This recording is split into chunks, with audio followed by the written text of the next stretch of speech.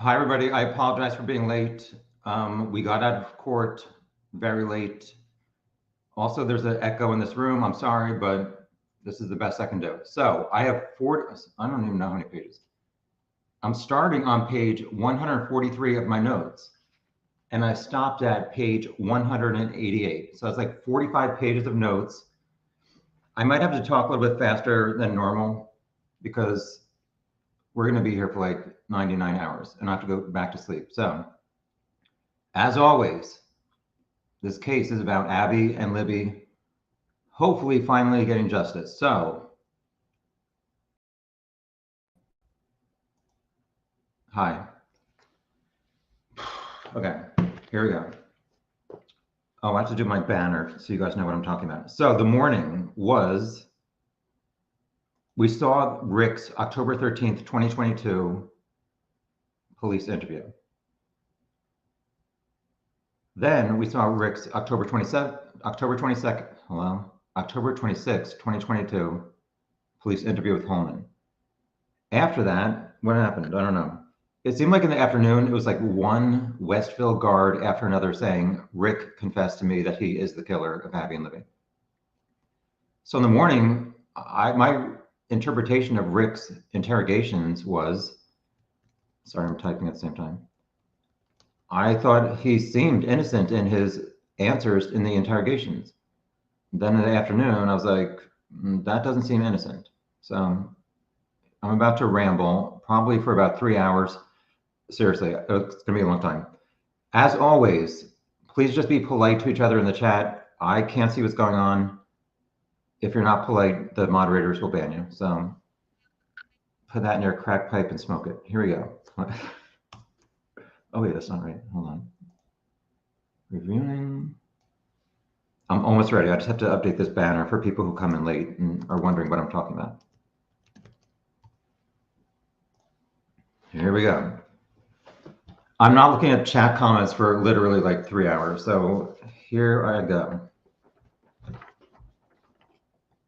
All right.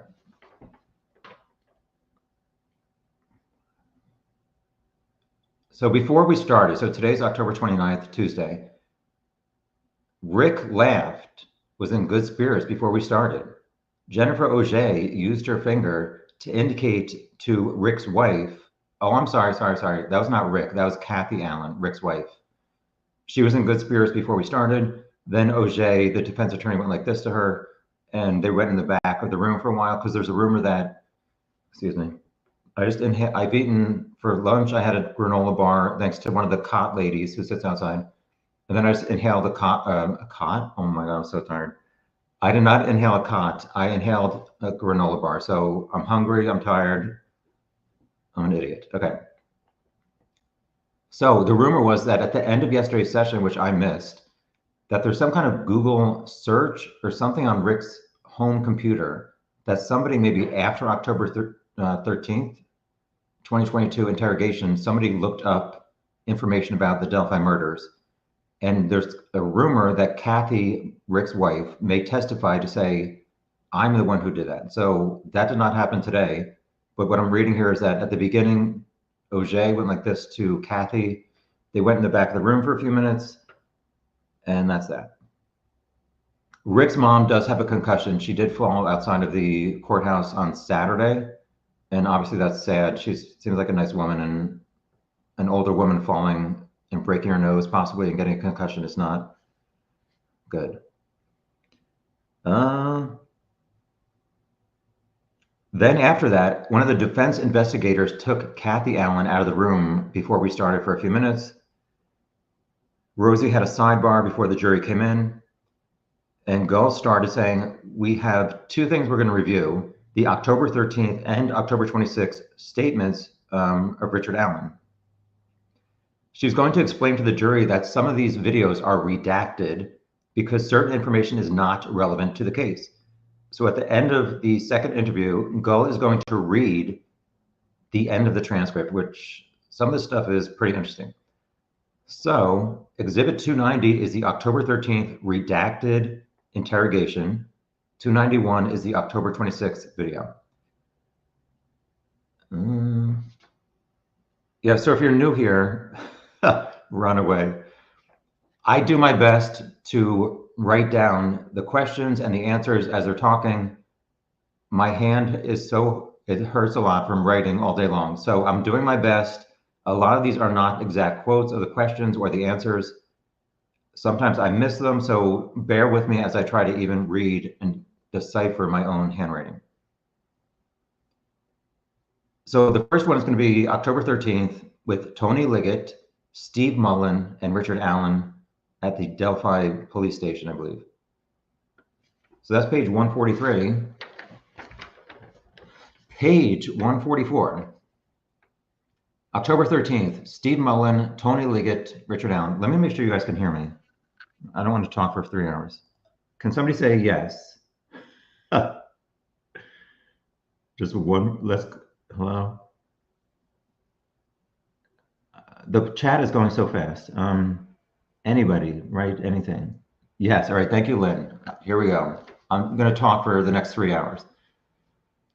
So I'm starting over. October 13th is in this room, it's Steve Mullen, who's the former Delphi police chief, current Carroll County prosecutor's investigator, Tony Liggett, the current sheriff, and Richard Allen. Mullen did a lot of these questions to Rick. So Mullen starts, the reason we wanted to talk to you was because of the Abby and Libby case. Feel free to leave. And then they all were laughing about something. The audio was not very good at all. Then Mullen read Rick his Miranda warning and said, "You're not under arrest." So Rick, I believe, signed that he was okay with that. Tony Liggett said, "You talked to Doolin and said you were out there. We want to talk to you about what you saw."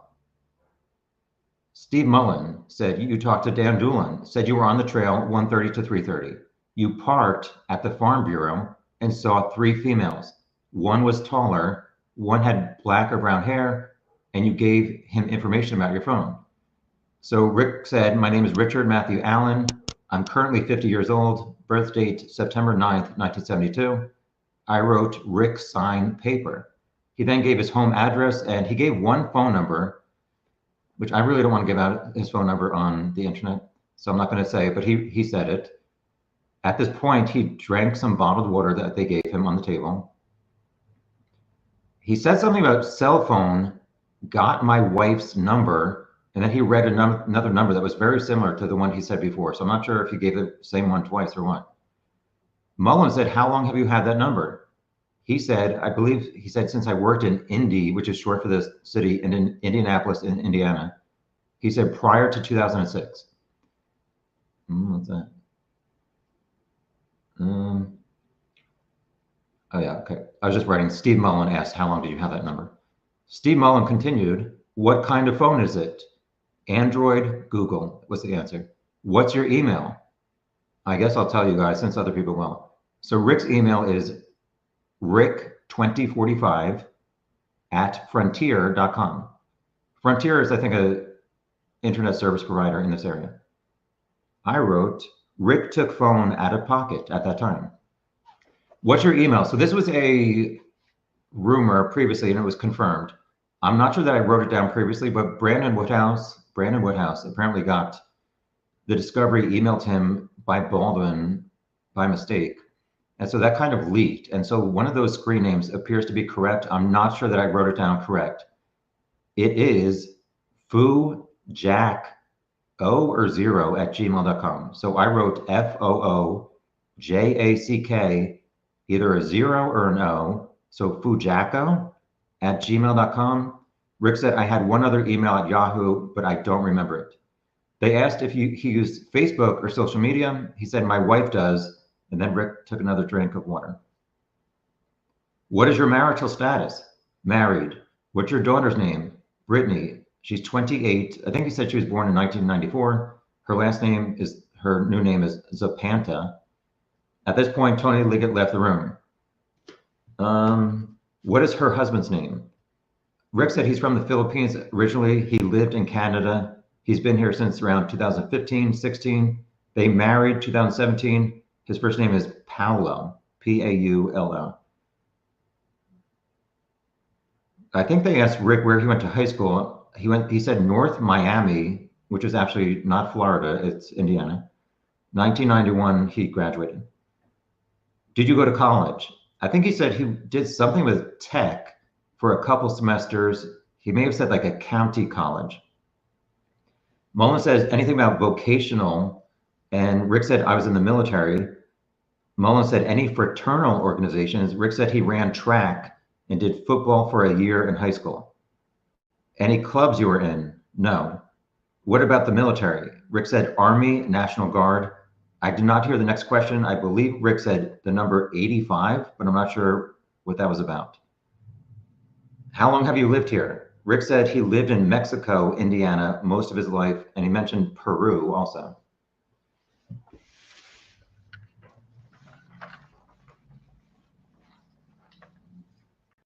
Here we go. How many pages did I say? There's a dog barking outside if you hear anything. All right. Page 145 out of 188 from today. So sit back and relax or go watch somebody else. I missed the next question, but the answer was no on occasion. At the top of this page, I wrote his voice similar to Bridge Guy. I would not say, like, as soon as I heard it, I was not like, oh, yes, that's definitely him. But as you can see, like after a page or a few minutes of hearing his voice, I do think I could not rule it out as Bridge Guy. So that's that. Verb number one.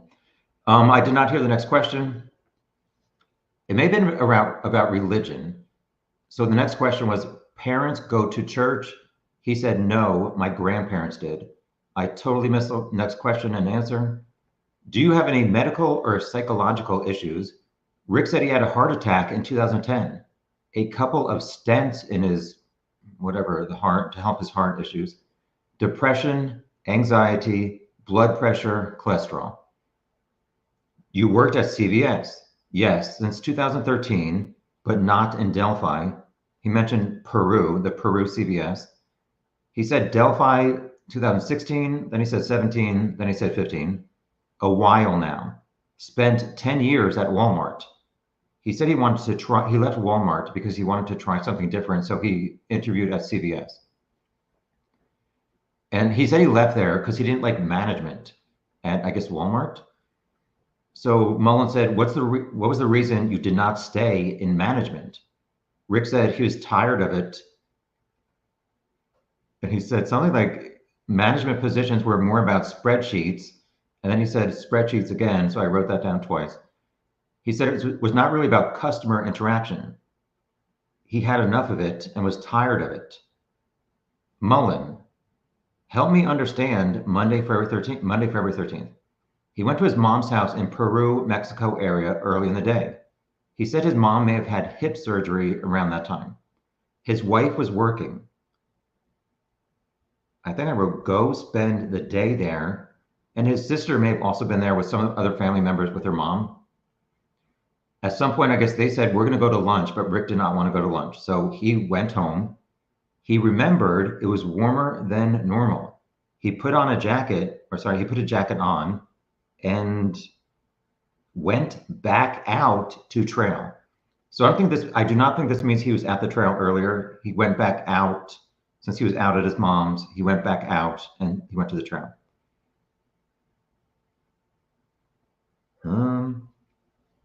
I wrote, we walked to High Bridge. So I walked down to the bridge. I left my mom's around 11 to 11:15. I was out there around noon, I thought, walked to High Bridge, walked out a little way to see fish, walked back, sat on a bench.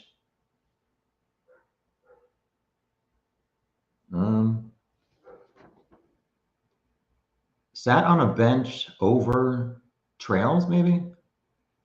I'm going to skip ahead. So based on his description of which bench he sat on, which I wanted to know for a long time, it seems to be bench number 6, which I call 6, at the Mears intersection. At some point here, he's going to say the one that overlooks something, and that's Mears intersection. Okay, so bench, I wrote bench overlooks. I think that's what I wrote.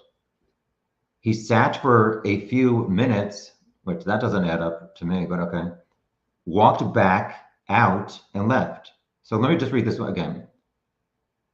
Walked to High Bridge, walked out a little way on the bridge to see fish, walked back, bench that overlooks something, the creek, sat few minutes, walked back out and left. Mullen said, where did you park? This is very long and somewhat confusing. I don't even know what that says.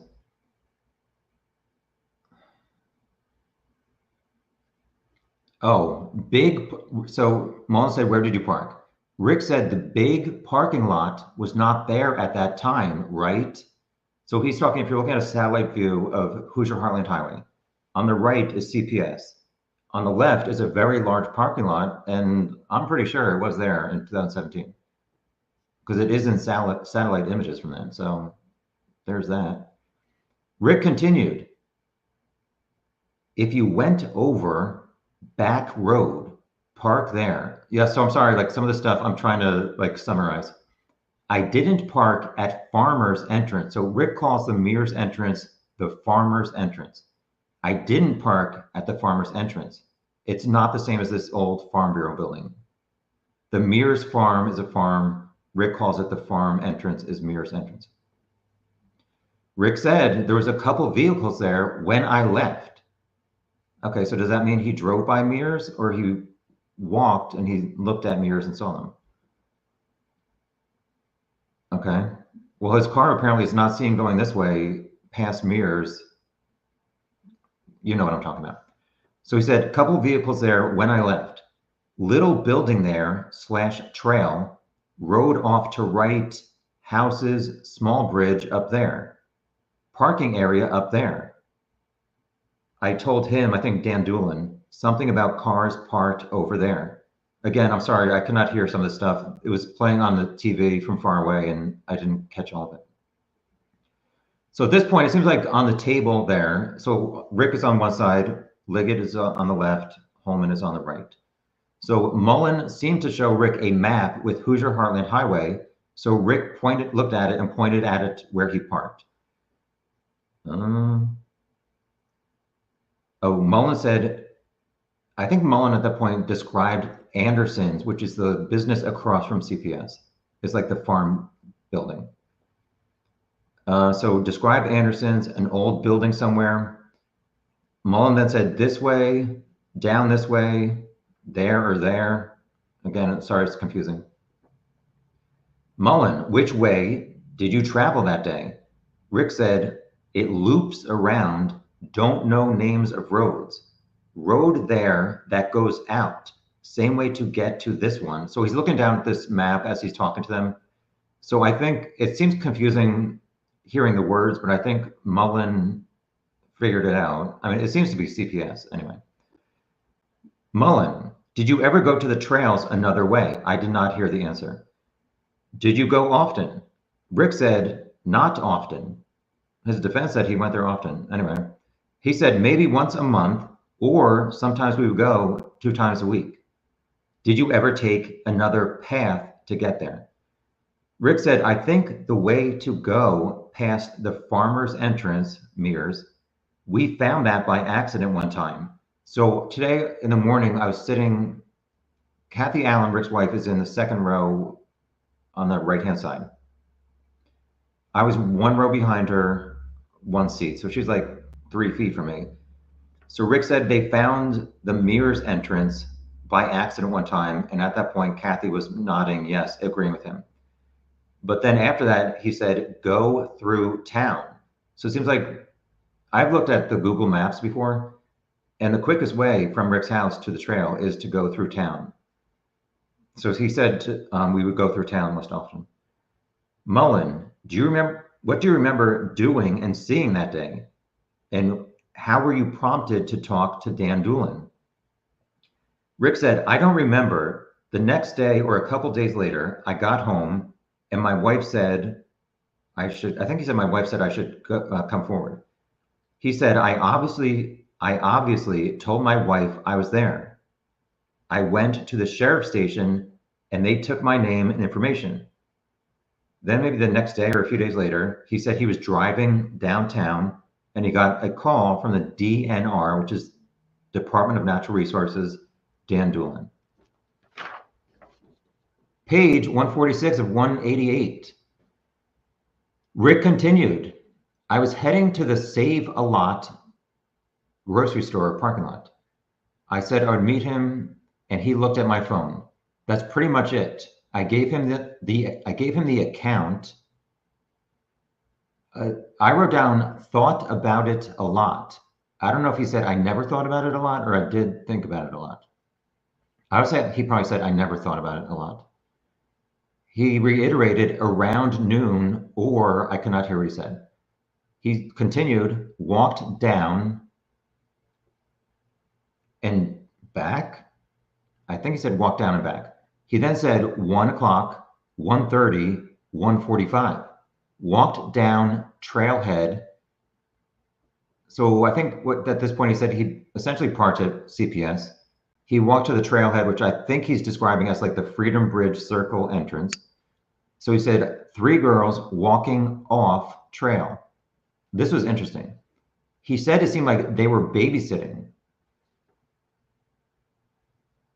He said at least one of them looked a little younger, maybe sister. So the 4 girls who we learned last week that the 4 girls who saw Bridge Guy enter, they said they saw Bridge Guy essentially where Rick said he saw these girls.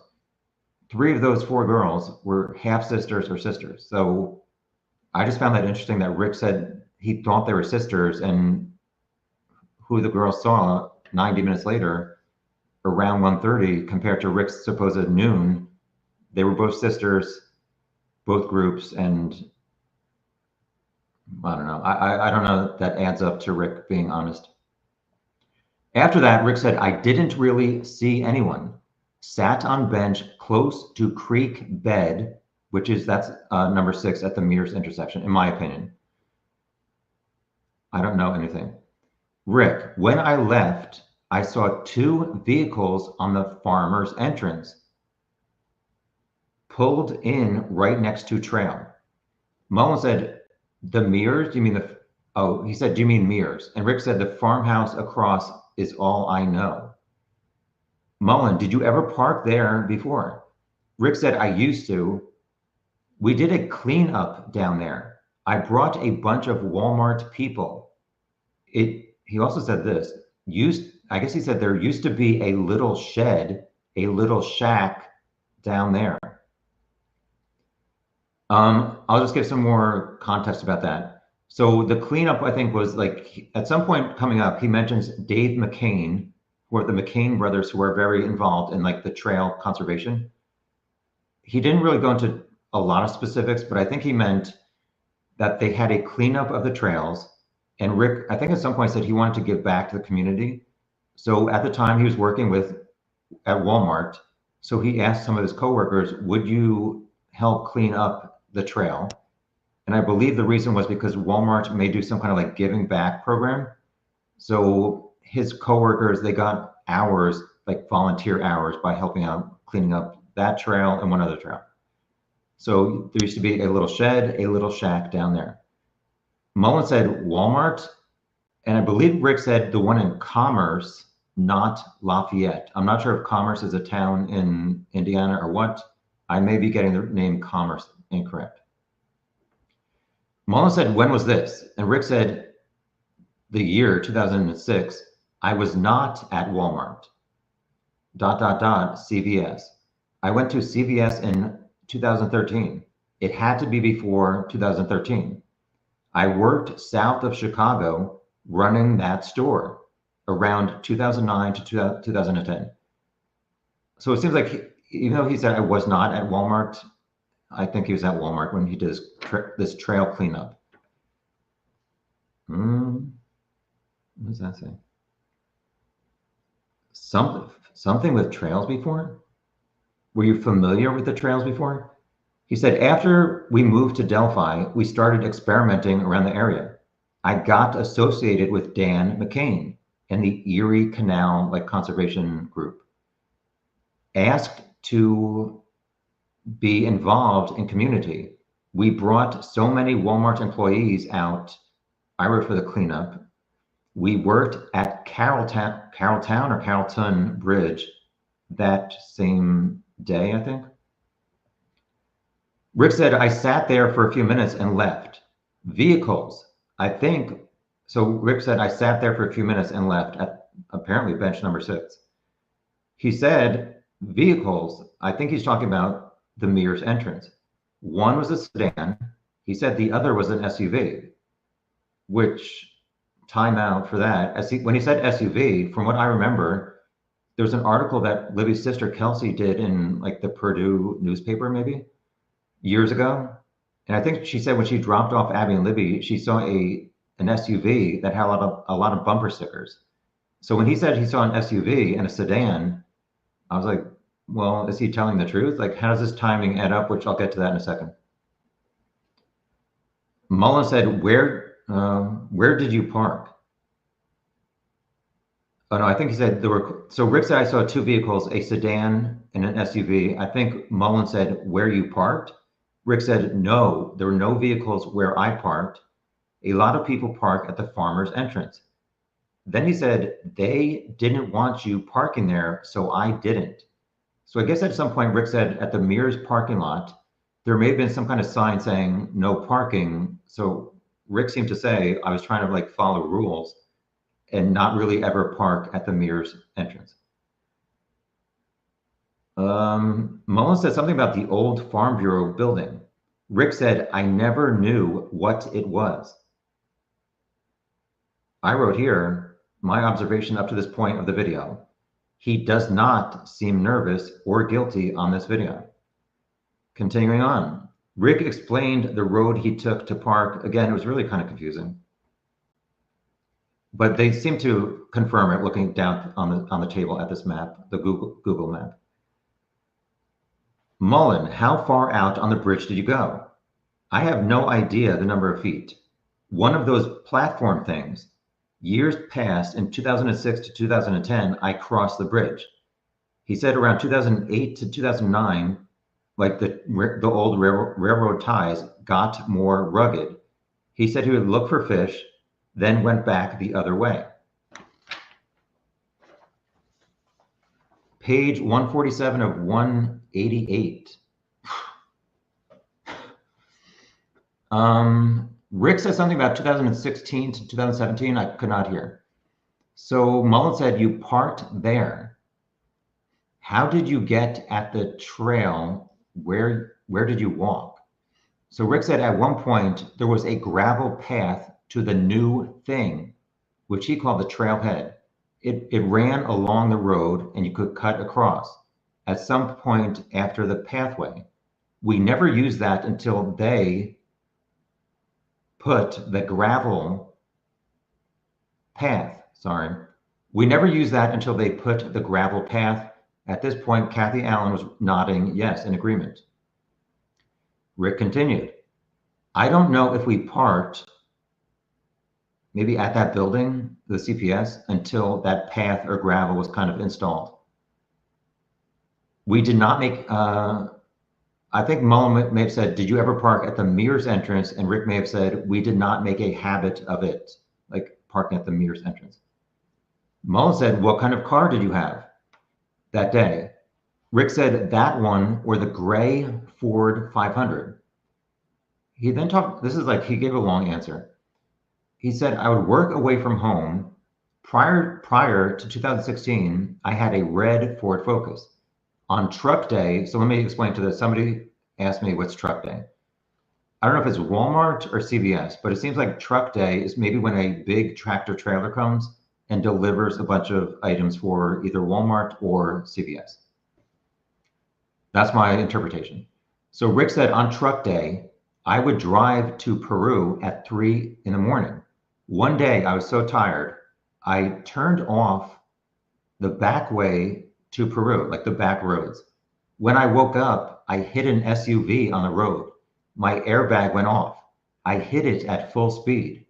That's when I bought that black car, AKA the 2016 Ford Focus. I was driving the black car when I transferred. I wrote, I gave it to me. I don't know what that means. He may have said I gave it to her, to my wife to drive. Up until this year, I drove the gray car. My wife drove the black car. More recently, I take the black car. Oh, so this is October 2022, October 13th. So in October 2022, Rick said, I got her a van. And then he said, I previously had a truck also for 3 to 4 years, but I did not drive it much.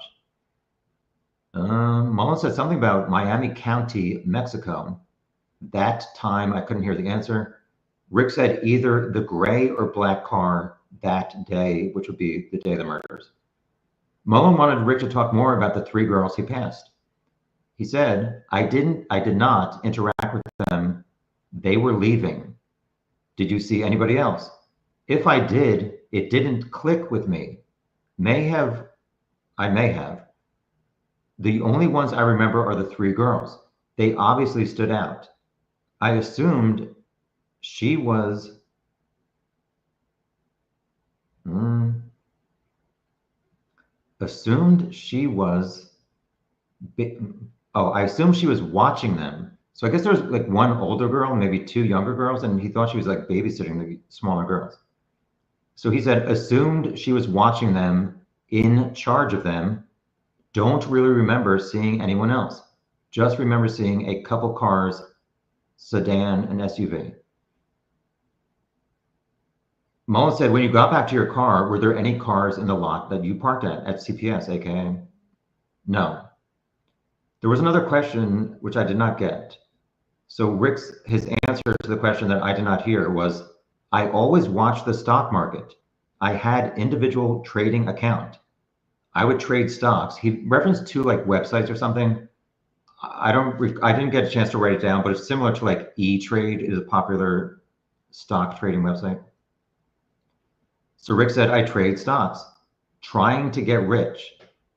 I don't do it anymore as of October 2022. Mullen said something about his phone, and Rick said, maybe he said, did you do it on your phone? Rick said he had a program on my phone to watch stocks. I think that's why I left. I wanted to get home and watch stocks on my computer. I guess like the screen is bigger and whatever. Mullen said, what were you wearing? And Rick said, then there was a pause. Mullen said something about put on jacket. And Rick said, blue jeans, jacket. It was fairly cool, temperature-wise. Mullen said, what kind? I guess what kind of jacket? Rick said, I've had Carhartt jackets over the years. Mullen asked a question. Rick said one was blue, but then he said it probably would have been black, zip up, or maybe not even a Carhartt. Page 148 of 188. Only 40 more pages to go. Rick said something about sweatshirts, hoodie, jacket, little bit of everything. Fleece, F-L-E-E-C-E. Mullen said, what about a hat? Rick said he always kept a hat in his, he said, I always kept a hat in my coat. Then he said the word skull cap. I guess Mullen said something about a cap on your head. What about shoes? Rick said shoes I've had 10 to 12 years or older, tennis shoes, or I had military boots I used to wear. He then mentioned something like they don't fit. He continued, I haven't worn them in years. He said if it was wet outside, he would wear a work boot, or I could not hear the word he said. It sounded like comet, C-O-M-E-T is what I heard, but I've never heard of a shoe like that. I did not hear the next question, but it seems to be like Mullen asked about, did he still have the cell phone from 2017? Rick said something like, she, my wife, could have recycled it by now. I've had this, and I wrote, Rick looked at his phone for a minute. It's been a few years now, several years. I know since, what? I know that since the time I know I've gotten, I'm not sure what he was talking about there. He said, not a super long time. Mullen said, do you have a picture of that car? And at this point, Steve Mullen looked through the papers. Maybe they showed Rick the 127 Hoosier Harbor Store video that they say is Rick's car, but I'm not positive about that. Mullen said, confirm information. Can we examine your phone?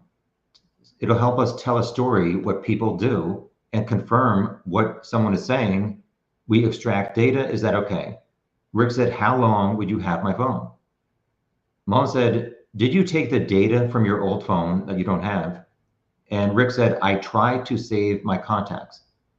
Mullen said, where did you get your phone? Rick said, Ting, T-I-N-G is what I heard.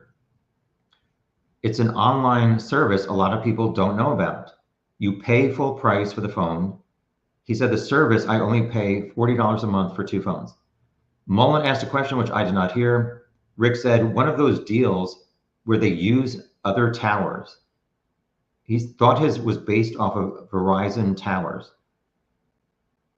I think Mullen said, do you remember 2017? And Rick said, I know I didn't have this one, I guess holding his phone. Who was your service provider? Rick said I had 2, which I'm not sure what that's all about. Did you change provider? Rick said, he mentioned Verizon again, trying to think, you don't hear about AT&T anymore. He would get his phones through Walmart when he worked for them. He said he's been with Ting forever. Mullen, can we look at your phone, examine it, and get your phone? Rick said, my wife will know where it is. He then said maybe she recycled them, but obviously they found like 16 phones in their house, so what up with that? Mullen, something again about searching your phone, property, you have a right to refuse, you can talk to a lawyer. He then reviewed some legal terms, I think, on this piece of paper. And he asked Rick, is there a passcode on your phone? Rick said, a finger thing and a code. Rick said, it's sounding more like I'm not, he said, it's sounding more like something. I'm not going to be somebody's fall guy. Mullen said, we're just trying to eliminate you of any suspicion in the case, okay? He then said something about, we looked at something. Rick said, it makes me a bit worried to talk. I haven't thought about this a lot, so I have not thought about this a lot. He said, I'm not questioning your integrity. Seems like you think I might have done this. Mullen said, we're trying to see what you did that day. Are you telling the truth? I think Mullen meant, we're trying to see what, by taking your phone, we're trying to see what you did that day and to confirm if you're telling us the truth. I had no response from Rick for that. Mullen then said, can we look at your cars and your house? And Rick said, I get that. If you get to that point, you should get a warrant. I'm starting to feel like your main lead, like the main suspect. 2,164 people. Sorry. Oh. Uh-oh. I hit something. Hold on. Please stand by. All right. We'll keep it moving, people. Page 149 of 188. Liggett chimed in. I guess he came back in the room at some point. Sorry, I missed that part. Liggett said, we decided to go back to the beginning of this case and talk to everyone. Rick said, I get that. He said, I'm not questioning your integrity. You think I've done this, something about search my house, get a warrant. At this point, he's not angry at this point. I'm not going to have police going through my house. And then he's talking about news leaks, like newspapers and stuff leaking information. The question was, figure it out. And Rick said, sure. Look at your phone. Sure. Something about your other phone. Rick said, if I can find it. Again, they asked, what kind of phone was it? And Rick said, Google something or other. his passcode, I'm not going to say it on here because I'm just not going to, but he gave his passcode to his phone. You don't tell a bunch of internet sleuths somebody's passcode. Mullen, any questions about your rights and needing a signature? Rick said, let me talk to my wife before I do anything. I'm cool with it. I'm cool with it. Rick said, we watch TV shows and stuff like Dateline, and I don't want to be associated with this. I don't want you looking at every website I visited. Okay, he didn't go to tomwebster.com. All right, moving along. Something about, oh, Tony Liggett left. At this point, Rick finished his entire bottle of water. Just an observation. I missed a question. And again, Rick said, I'm not questioning anybody's integrity. I think he said, we want closure for the family of Abby and Libby. Then he said, you're going to find pieces of clothes to fit me, I think, and try to make me seem guilty or something by searching his house. Tony Liggett returned and said, tip number 74. So Rick's interview with Dan Doolin was tip 74 out of like 70,000 in the FBI Orion system. He said, we're not randomly coming after you. And Rick said, I don't think you're coming after me. Either Liggett or Mullen said the time 3:30 in some kind of question. Rick said, I know I wasn't out there till 3:30. 1:30 more of time I left. I left my mom's at 11 o'clock because I did not do lunch with my family. I watched the stock market. It was a nice day. Walk on trail, watch stock. So it must have been working. So I guess he said his phone must have been working if he was looking at a stock ticker on his phone as he walked on the trail. I think he said it was the farmer's pull-off. I saw different people. I'm not sure what that was about. I think he's saying I saw two cars at the Mears entrance, but he did not actually see any people other than the three girls at the start of the trail when he started, around noon. So one of the investigators said, I don't know, I wrote any pieces that you missed, I guess about your recollection about what happened. Rick said, honestly, that's what I thought this was. But searching my house and two phones, one of the investigators said, we're trying to eliminate people. We're here because we haven't found the guy. Actually, Rick may have said this. I think Rick said this. We're here because we haven't found the guy who did this. I'm not going to turn into that guy. Nothing to tie me to it. Nothing I'm worried about. My wife doesn't know I'm here talking to you. You can determine if you think that's suspicious that he would not tell his wife that the police want to talk to him. Moving along. Mullen, something about searching the house and his car.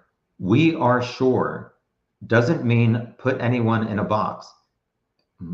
That was one of the investigators. Rick said, absolutely. I have nothing to do with this. He said something about it being a horrible thing. I don't want to be any more involved than I have to be. But he said, I want to be useful, which I think he said when I first came forward, I came forward because I want to be useful to help out. Page 150 of 188. So this is an investigator saying something about information. Look at your car because when somebody drives, I think he said when somebody finishes like murdering somebody, there would be biological data in the killer's car. Rick said, sure, makes sense. So Mullen, I guess, says, can we do a forensic examination of your car? Rick said, I need to talk to my wife before I do something or anything. It affects her as much as me. One of the investigators again said, we do not randomly talk to people. Then an investigator said something about his phone. You want time to think about it. Okay, what the hell is that? Is it okay if we something? And Rick said, sure. I don't know what that says, sorry. I wrote, Oh, I guess, oh, is it okay if we step out? So Liggett and Mullen left the room. Rick said, sure. So currently, Rick is the only person in this interview room. Rick looked at his phone, and Rick put the phone on the table about 2 minutes later. He's just sitting there looking at item. I don't know, he picked up his phone again, so he's alone for about 3 minutes. I wrote down show stuff. Told us drove in car, but there's a picture of your car shows at trail. Help us understand where. You told us you were out there. You can help. We want to help you work through this, the whole thing. We talked already to your wife and daughter.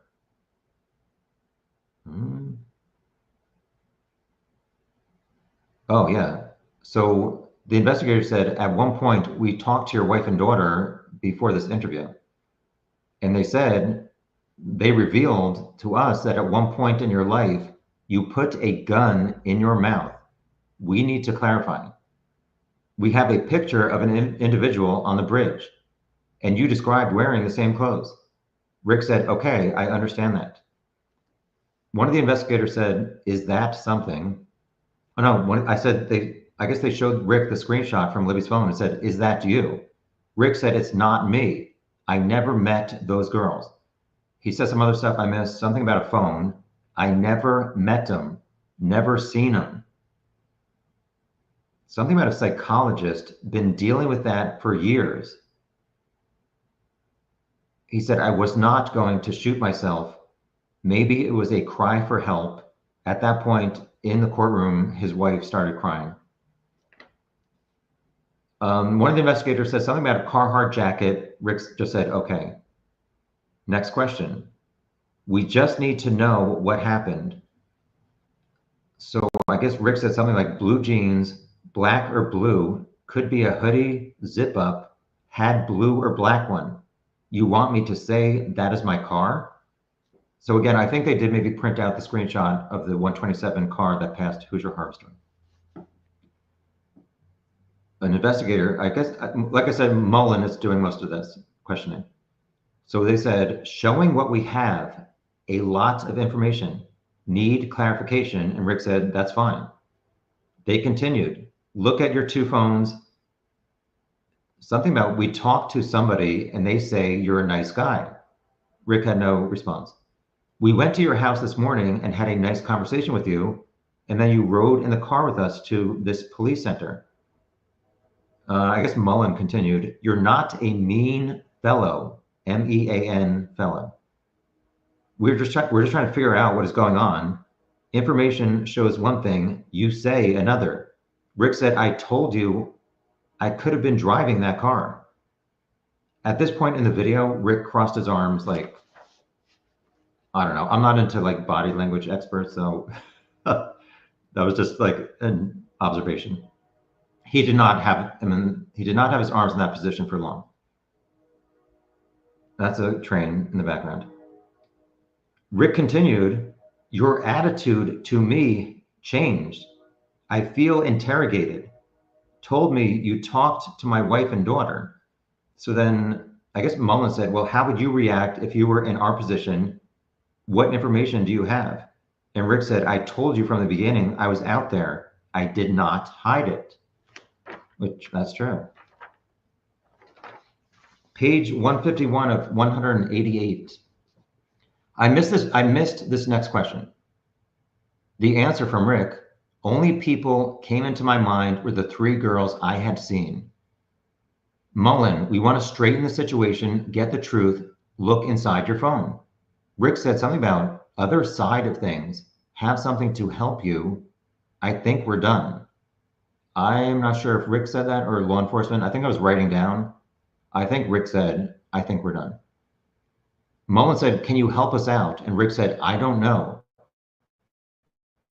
You went and talked to my daughter and wife, and they redacted, it turned into a black screen.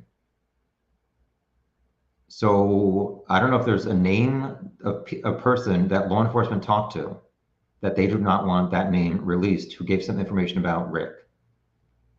I mean, they said his wife and daughter, so I don't know who else they could have talked to that they would want to redact. Rick said, so I paraphrase this, but if that picture was taken with one of the girls' phones, I never met them. Mullen, you said you were there on the bridge. Rick said there were not many people who saw me, or if they did, they walked behind me because I did not see them. Mullen, you went to platform 1 on the bridge. Is this person you in this photo? It's a question we have to answer. And Rick said, sure, that he knows it has to be answered, but it's not sure it was him. Let me just make that clear. Rick said, sure, I understand you need to figure out who Bridge Guy is. He was not saying, sure, that's me. He denied it was him. Just want to make sure we're clear on that. I think Mullen at this point said, you followed the girls and then told them to go down the hill. Rick said, I don't even know what you're talking about. Mullen, this person followed them to the other side. Rick said, let me stop you here. You're trying to change my words around. Mullen, something about came, oh yeah. I think he's talking about how far out on the bridge Rick went. And Mullen said, I think, you came out this far.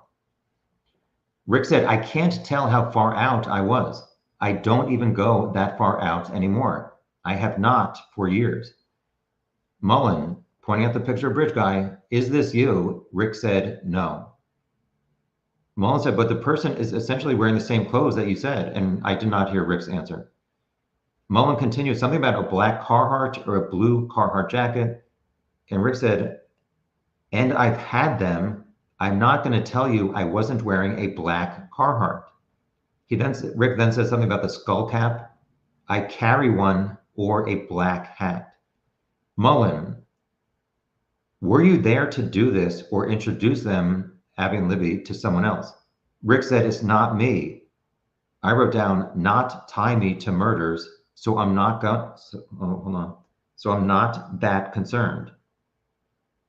Again, Rick said, not me, not tie me to murders, so I'm not that concerned about what you're talking about. Mullen said the police looked at all evidence. I think he said the police have looked at all evidence. Rick said, it's not going to happen. We're done. Arrest me or take me home. Mullen, that day you were on the bridge, same clothing. Rick said, that's what you think. He referenced a black Carhartt. Something about blue. Never mind, this is ridiculous. We all looked at this thing for months and years. To me, that doesn't look like a Carhartt coat. So he's looking at the Bridge Guy coat and says, to me, that doesn't even look like a Carhartt coat. The next question I missed, but Rick's answer was, you've lost my trust. I'm not going to talk. You pissed me off. Arrest me. Then Rick said, am I free to leave or not? Mullen said, yes. I try not to curse, but there's some curses. So I'm going to say what happened. I'm going to repeat. Rick said, you've lost my trust. I'm not talking. You pissed me off. Something about arrest me. Am I free to leave or not? Mullen said yes. Rick got up and started walking, said, thank you. You're an asshole. And at this point, Kathy Allen started crying. Page 152 of 188. Oh, wait, before I start this, I don't know. I'll review this real quick. So I was trying to figure out, Rick said he saw an SUV and sedan at the Mears lot when he was on the trail.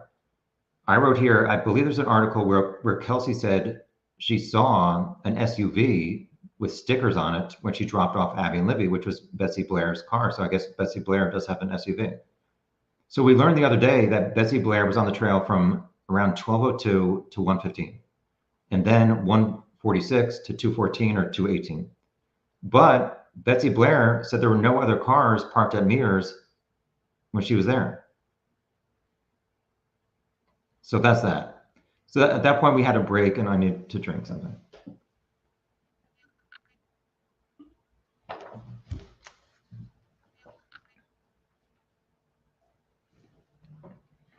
Moving along.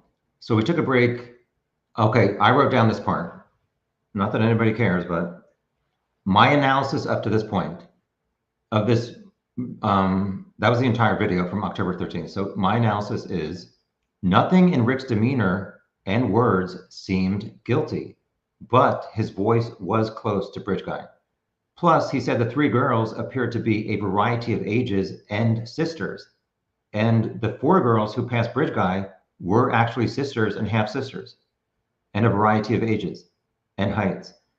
He said he sat on bench 6, essentially. It's my bench 6, but that's what he said. But no one saw him, and he did not see anyone.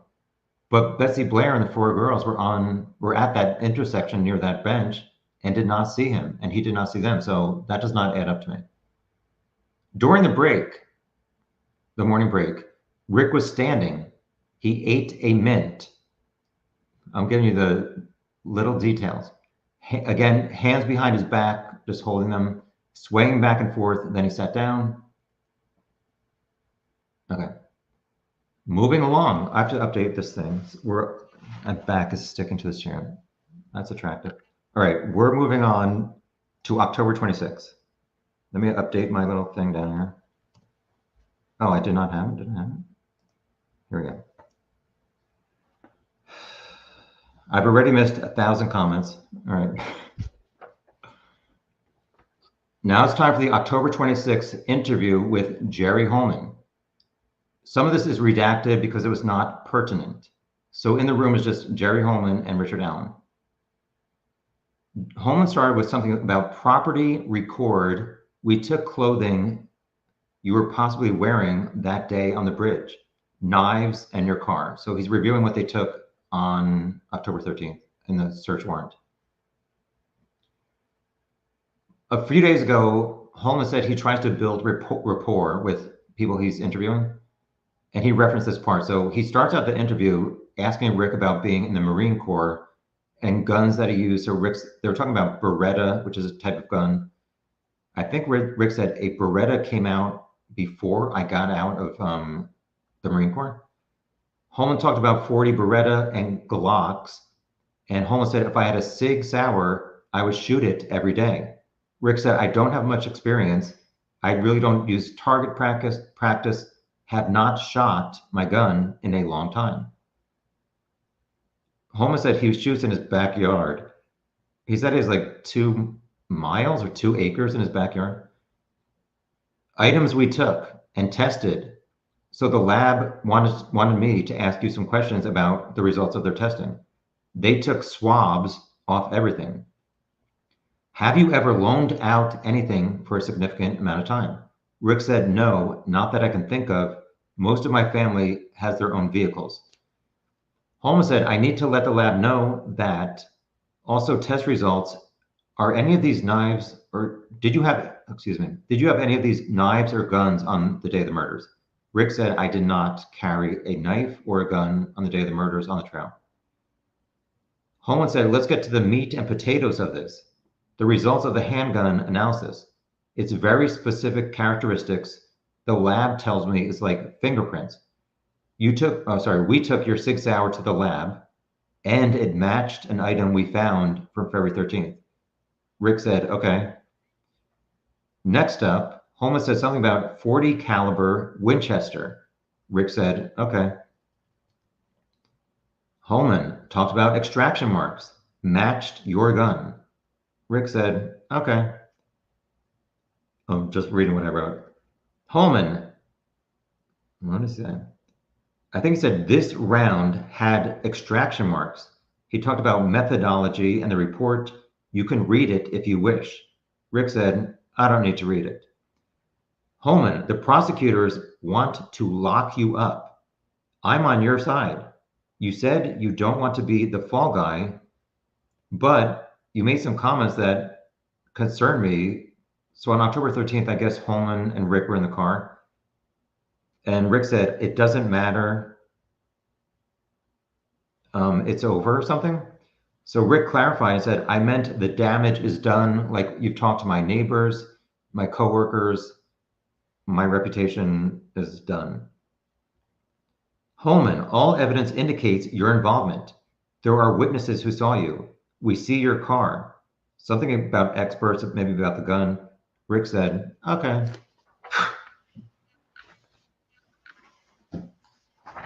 Page 153 of 188. Holmes said something, I don't know what he said. Rick's answer was, I don't know how many bullets, I'm sorry, I don't know how my bullet would have gotten out there. This was like a repeating scenario. Like it was a lot. Like Holmes would say it matched. Rick just kept saying, I don't know how my bullet would have gotten to the murder scene. There's no way my bullet was found at any murder scene. So get ready. They went back and forth like 10 times, saying the same thing. Holmes said, it's very scientific. Rick said, okay. What is that?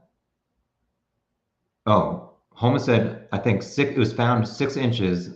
This cartridge that matched your gun was found 6 inches from the bodies. Rick said, no way. At that point, Rick's wife in the gallery was also shaking her head, no. Rick said, I don't know how it got there. It's not my round. It's scientific. You were on the bridge. Rick, I told you I was on the bridge.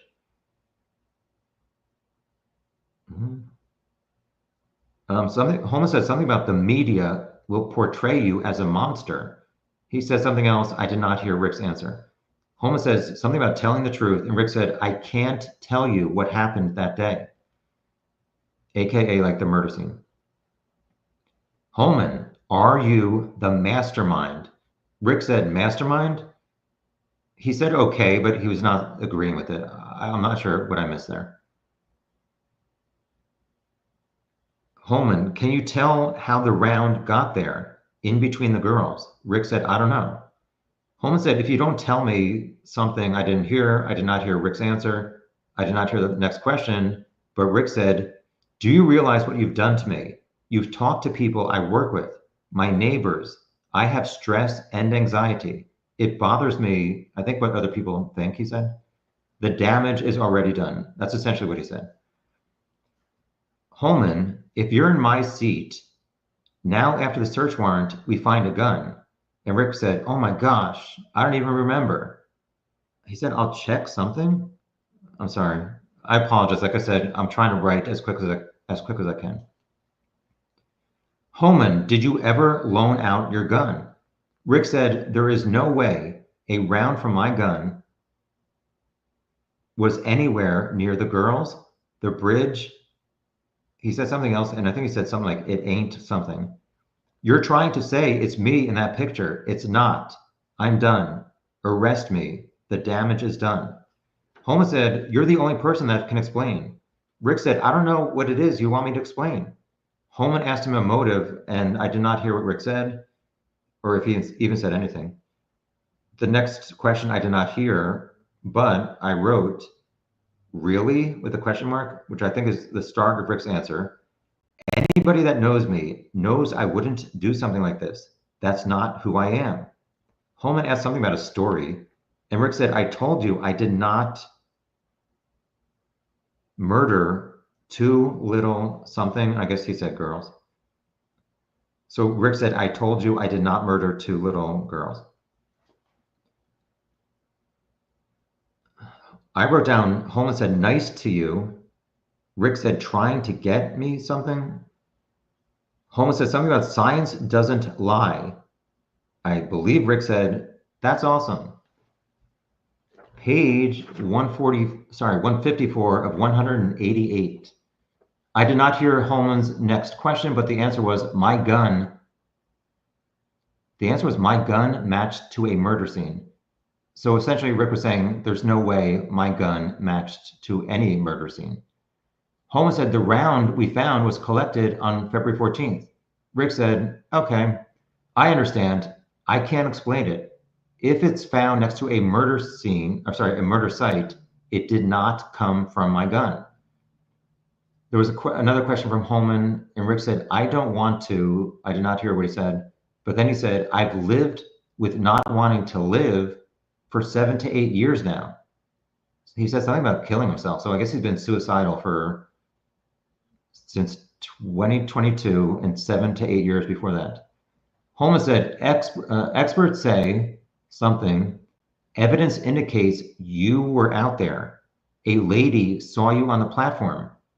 Again, Rick just said, okay. Holman, I think he said, were you the last person to contact Abby and Libby? He said, I've never contacted Abby and Libby. I've never even met them. I told you the truth. At this point, Jerry Holman left the room.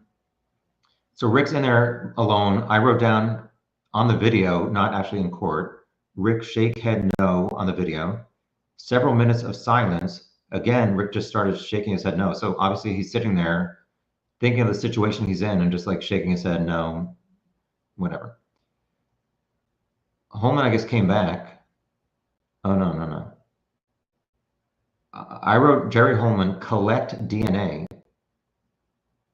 Red state. Yeah, so Holman came back in with another guy into the room. He talked about collecting DNA. He read a statement of rights for taking the swab of DNA in Rick's mouth. So the other guy put on some gloves and collected a mouth swab sample for Rick's DNA. Then the other guy left. Holman, the ball is in your court. Rick said, you just took my DNA. Holman said another question. I wrote down, Rick laughed. I could not hear the question or Rick's real response, but he laughed. Holman said something like, I don't know if that's a nervous laugh. Why is all of this evidence indicate you are involved? Rick said, I don't know. He then referenced the bullet. Holman said, the girls have video. I just wrote, girls have video. Experts say that is your voice. 5 witnesses see you on the bridge with the girls. Rick said, it didn't happen. I did not hear Holman's next question, but Rick's answer was, they didn't see me anywhere near the girls or anyone else because I wasn't near anyone that day. I'm not admitting to anything. Holman, we have video. It implicates you. Rick said, you do not. I wasn't out there. He said, I wasn't out there. He's talking about the crime scene at that point. So he says, I wasn't out there at the crime scene. I know a round from my gun did not end up at a murder scene. Holman, I could not hear his question. Rick's answer, you're not going to prove I did something I didn't do. What was my involvement? Holman said 4 to 5 witnesses didn't see you out there? Oh, no. Holman's response was 4 to 5 witnesses didn't see me out there. My round was not out there. Rick said mine either. Holman, something about media, social media will portray you as a monster. Rick said they're gonna do something. I didn't hear what his answer was. Rick said, I care about what people think. Holman's next question I cannot hear. I wrote, I'm not saying the murderer, and I did double question marks, which means I could not hear what was going on.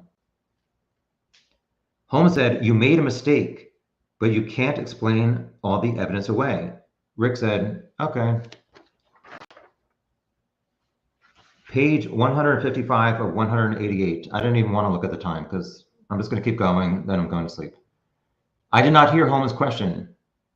Rick's answer was, I'm not going to admit to something I didn't do. Again, I did not hear Holman's question, but Rick gave a fairly lengthy answer. Because I guess he's saying that Holman was saying Rick was implicated and involved, but there might have been other people. So Rick's answer was, where is this guy saying that I helped him?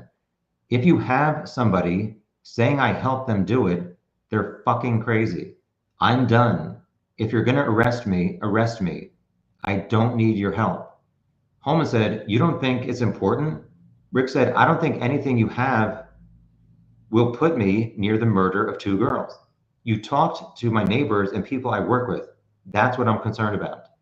Holman said something about witnesses saw a gun in your pocket. Rick said, I did not have a gun that day. Holman talked about nobody borrowed your gun or anything. Rick said, I probably never would have let anyone borrow my gun. Holman went back to talking about scientists and extractions are like fingerprints. Again, Rick says, I'm telling you, there is no way a bullet from my gun ended up at a murder scene. Holman said something about, we were told the crime scene cartridge could match a gun, and we took multiple guns. Your gun, and I guess he said the other guns did not match the crime scene cartridge. Your gun does. Scientists say it matches your gun. Rick said, I didn't shoot anybody. It's not possible. I wasn't there. I told you I was on the trail, not at the murder site. I'm done answering questions. Just arrest me. Holman, maybe you didn't do this all by yourself. And then he talked about missing pieces. Rick said something like, okay. Then he said, then Rick sighed. So like, okay, oh my God, I'm not going to tell you I did something I didn't do. I've never been around those two girls in my entire life. I'm going to see somebody. He said, I'm going to see somebody if they walked past me. I did not hear Holman's question. Rick's answer was, the very day they asked, I went to the police station. My wife will say, there is no way in hell I'd ever do this. At this point, Rick's wife in the courtroom shook her head. Yes, like she thinks like there's no way he would ever do this. I did not hear Holmes' next question. Rick's answer was, you obviously don't believe me, sigh. There is no way possible a round from my gun ended up at a murder scene. I didn't do it, and I'm not going to sit here all day and try to convince you when you think I did it. Like I told you, they went back and forth saying the same thing like 10 times. Holman said something like telling the truth, and Rick said, I told you, you guys are trying to trick me, ... whatever. There aren't any something. I'm not going to tell you I had something to do with this. Which that changed in the afternoon, but we'll get to that in 2 hours. Page 156 of 188. At this point, Jerry Holman left. And when he left, Rick was shaking his head no on the camera in the video or the conference room or whatever, the interrogation room. During that time alone, Rick was touching his hands and fingers, scratched his wrist. He sat motionless after that, and then he was shaking his head no again on the video. Holman returned. He said something like reference to his Rick's wife joining them. He asked Rick, so before the wife got in, Holman asked Rick, is there a reason you have a keepsake box and maybe that had the .40 caliber Winchester? Rick said, I don't know.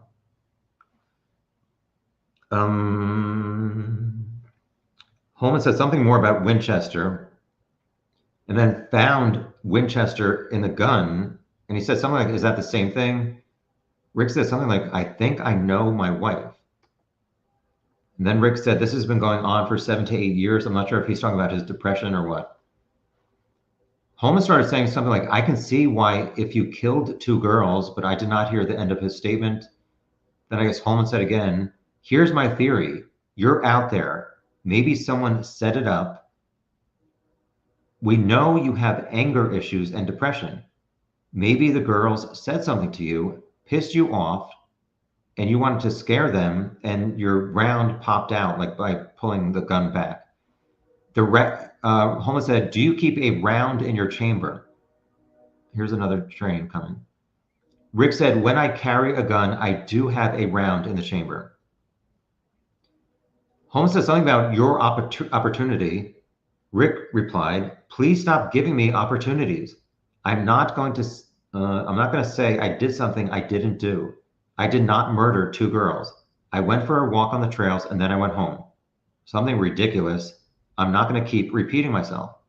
Holman asked, did you know Ron Logan? Rick said, no, never been on his property. So just a reminder, at some point, the defense wanted to get this entire interview removed from evidence. Moving along. Holman said, we need to figure out how your bullet got there. I think Rick said something about unseasonably warm day. The next question and answer I totally missed.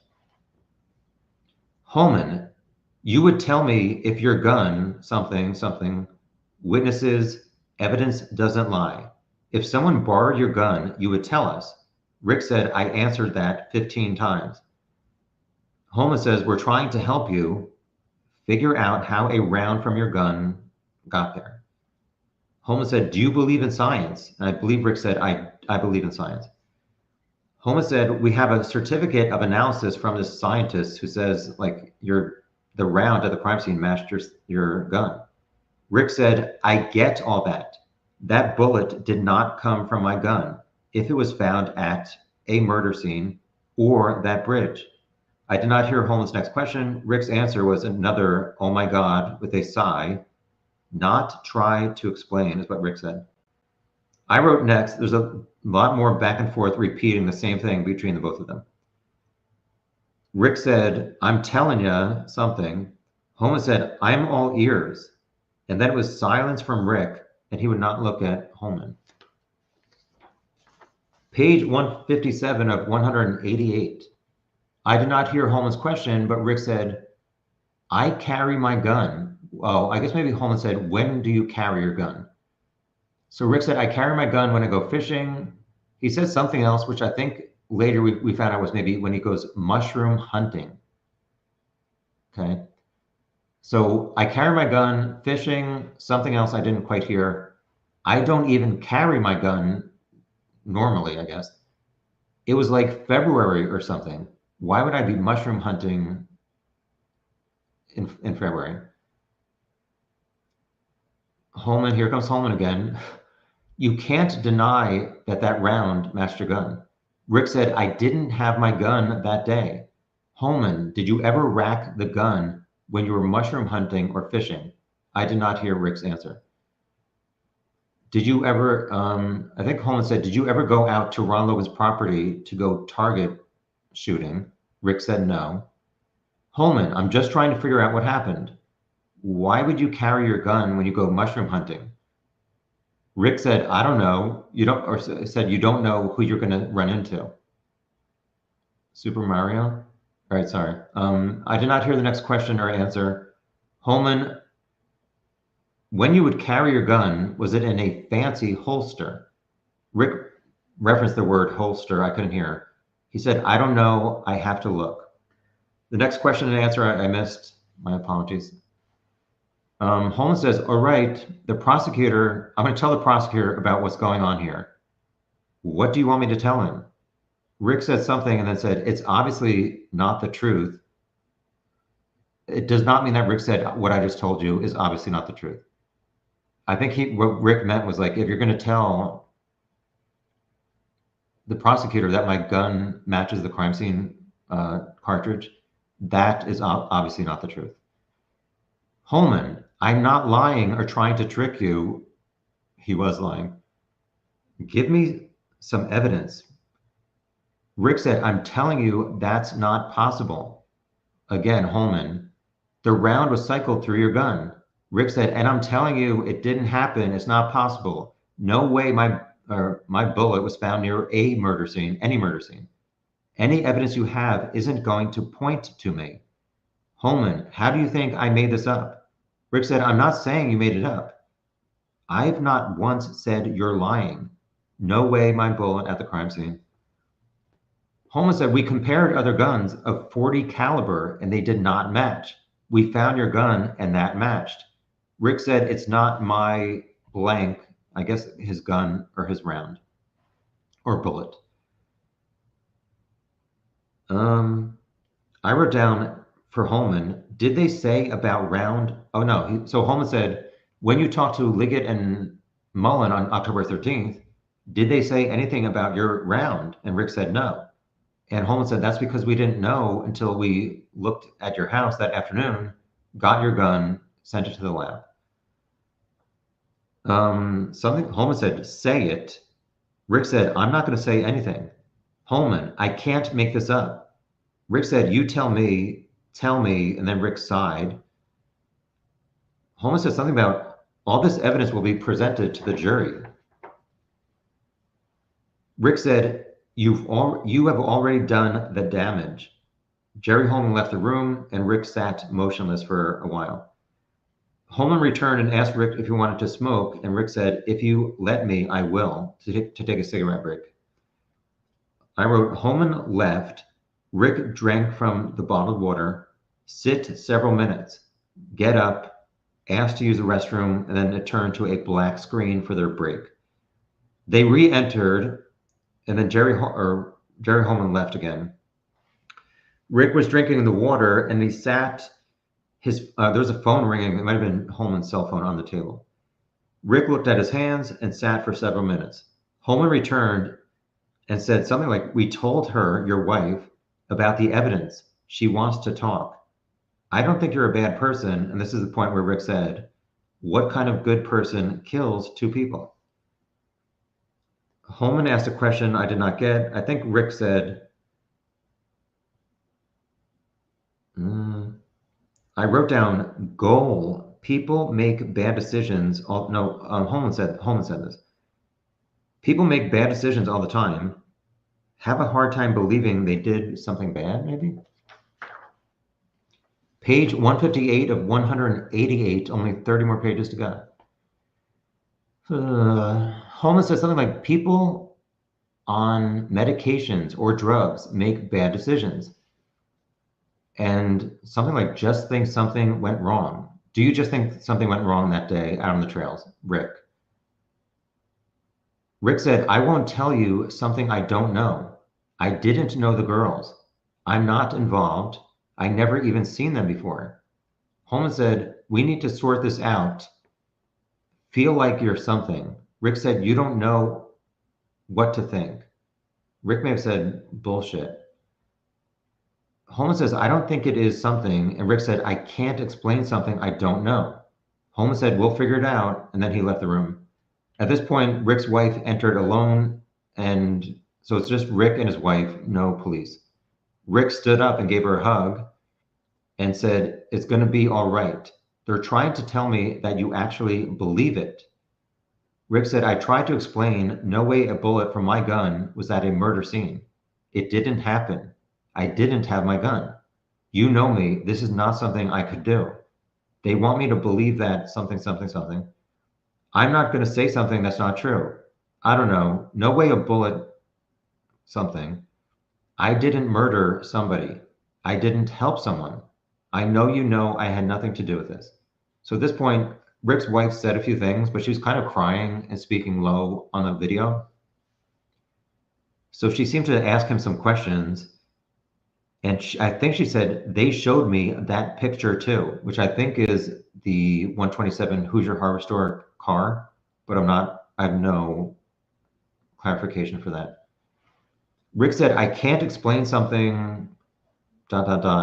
It's impossible. This is what I do, you know? Sorry, wait. It's impossible. This is what I do know. A bullet from my gun was never near a murder or near Abby and Libby. I never saw those two girls. I didn't even have my gun that day. So I guess Holman came back in. Actually not. I believe Rick's wife said, a witness said it was you there. How would they know it was you? Were you on the bridge? Rick said, I told them I was on the bridge out on the first trestle. You're not going to get me. Sorry. Rick said to his wife, you're not going to get in trouble. Rick continued, I told you I walked. Then he said, I love you, baby. I'm not sure what they're trying to do. I love you. Then Rick leaned in and kissed her on the lips. They're not going to get away with it. I'm not going to say I did something I didn't do. You know me. You know me and know I would never do this.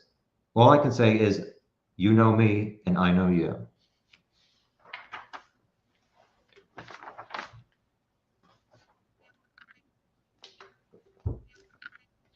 So if you're just joining, I'm on the October 26th interrogation, and then I have like 6 to 7 maybe Westville correction guards who are going to reveal all these or not all of them, some of these confessions that Rick says essentially over and over, I killed Abby and Libby.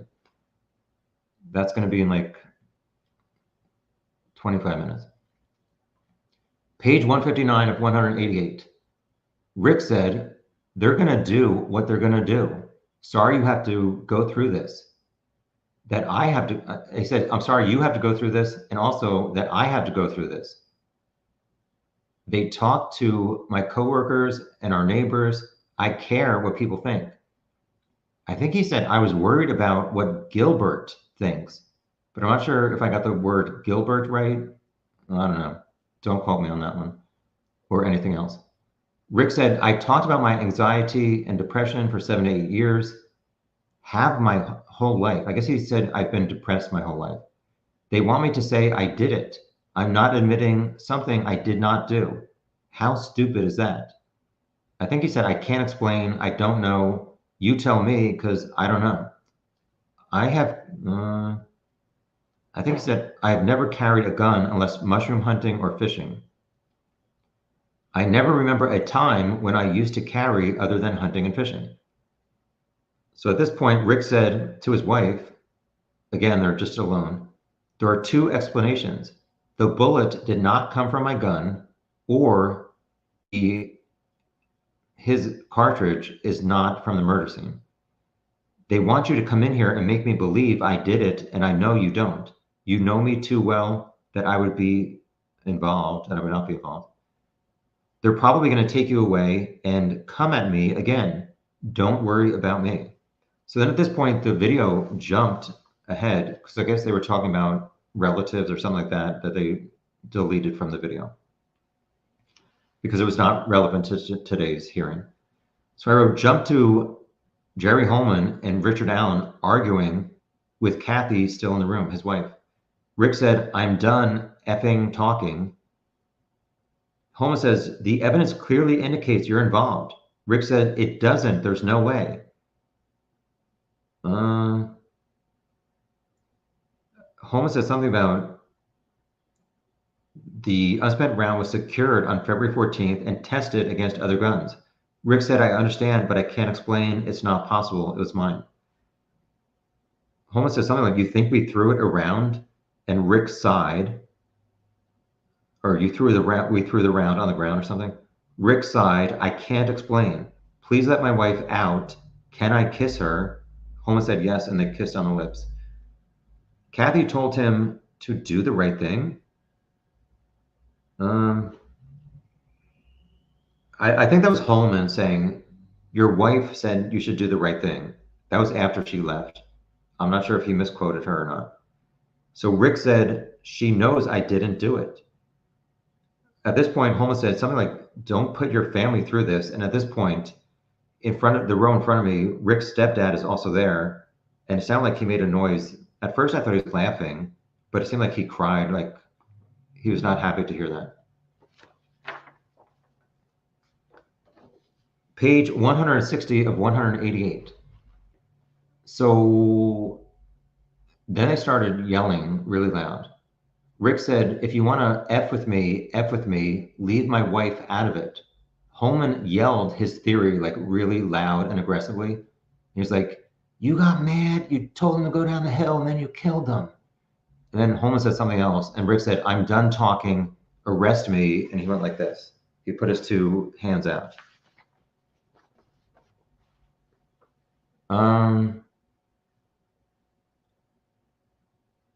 I wrote down, you had your opportunity to leave, and Rick put both his hands out in front. I guess as Holman was leaving, he said, you had your opportunity, and then Holman leaves the room, and Rick kind of went like this, kind of in frustration. That was the end of that video. Gull finished up saying, at the end of this video, there's a transcript that I need to tell you. And she said, Rick said the F word and then effing police. At that point, Jerry Holman stood up and told Rick to put his hands out and said, you're detained for the murders of Abby and Libby. Then Holman said something like, hang on, are these handcuffs okay on your wrists? He said the handcuffs should not tighten up, and then the two of them left the room. So we took our lunch break at 1:45. When we came back, I said Rick was swaying back and forth and looking at the audience. And that's that. Rosie asked for a sidebar before we started the afternoon session. So I have to update my banner here. So we have our first witness. It was John Gallipo, the Westville warden.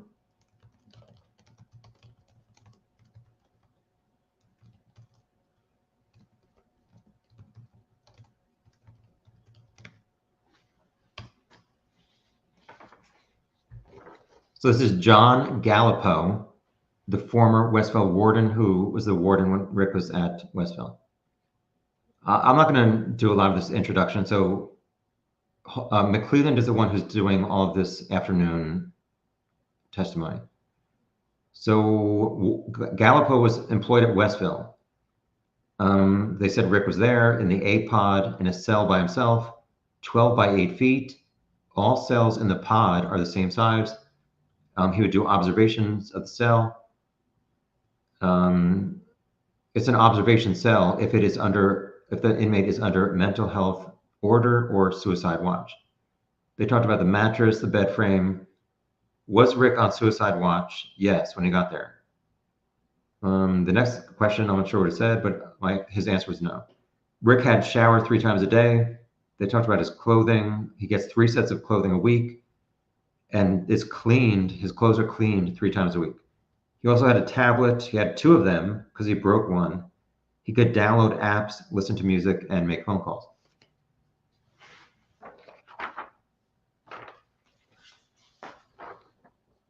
Page 161 of 188. Rick would get recreation time 5 times a week. Was he seen by medical? Daily. He was seen by medical professionals daily while he was on suicide watch. How about mental health professionals? Yes, he did see them also. Would he have face-to-face meetings with his family? On 2 occasions, his wife did come. Did he have attorney visits? Yes. Did inmates observe him? Yes, we had suicide companions who would document his behavior. And then at some point, McClelland said, at some point you changed from inmate guards or companions to actual corrections officers.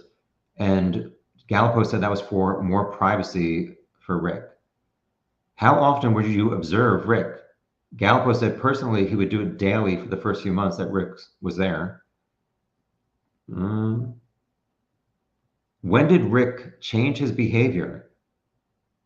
Gallipo said the day he got legal mail, he became erratic. He would rip up his legal mail and defecate in his cell and wash his face in the toilet water. Were you required? Oh, sorry. Did Rick request that you talk to him? The answer was yes. Would you initiate the conversation? Gallipo said no when he would pass by Rick's cell. McClelland said, what did he say? Gallipo said sometimes he would confess to what he did or ask for the chaplain or a Bible. How many times did he confess? Gallipo said twice in person plus in notes. Exhibit 292 was a request for interview from March 5th that Rick wrote. And these request forms were anytime the inmate wanted to talk to a staff member. And this note was from Richard Allen to the warden, Gallipo. McClelland asked, when did you receive it? And he said March 5th. And apparently on the note, Rick said, I am ready to officially confess to killing Abby and Libby. It included some other part, which I did not hear the end of it. Gallipo said he gave it to Internal Affairs. McClelland, were there other times that Rick confessed? Yes. I wrote down apologize as the question, but I did not hear any kind of answer. Did he give any details? Gallipo said that he worked at CVS and disposed of a box cutter in the CVS dumpster. Page 162 of 188. Information that he admitted to other people. Gallipo said it was on door sheets, which are like the logs of the companions. McClelland said, what information did he reveal? Rosie objected and it was sustained by Judge Gull. After his admissions, was Richard Allen treated differently? No, he had the same shower schedule and tablet access. Do you observe Richard Allen in court today? And Gallipo said yes and described him. McClelland was done with his question. So here comes Rosie, who's the person doing all the defense questions today. Rosie said, you were the Westville warden. When Rick arrived, he said yes. You run your facility. He said, I hope so. Something about a safekeeping order. Yes.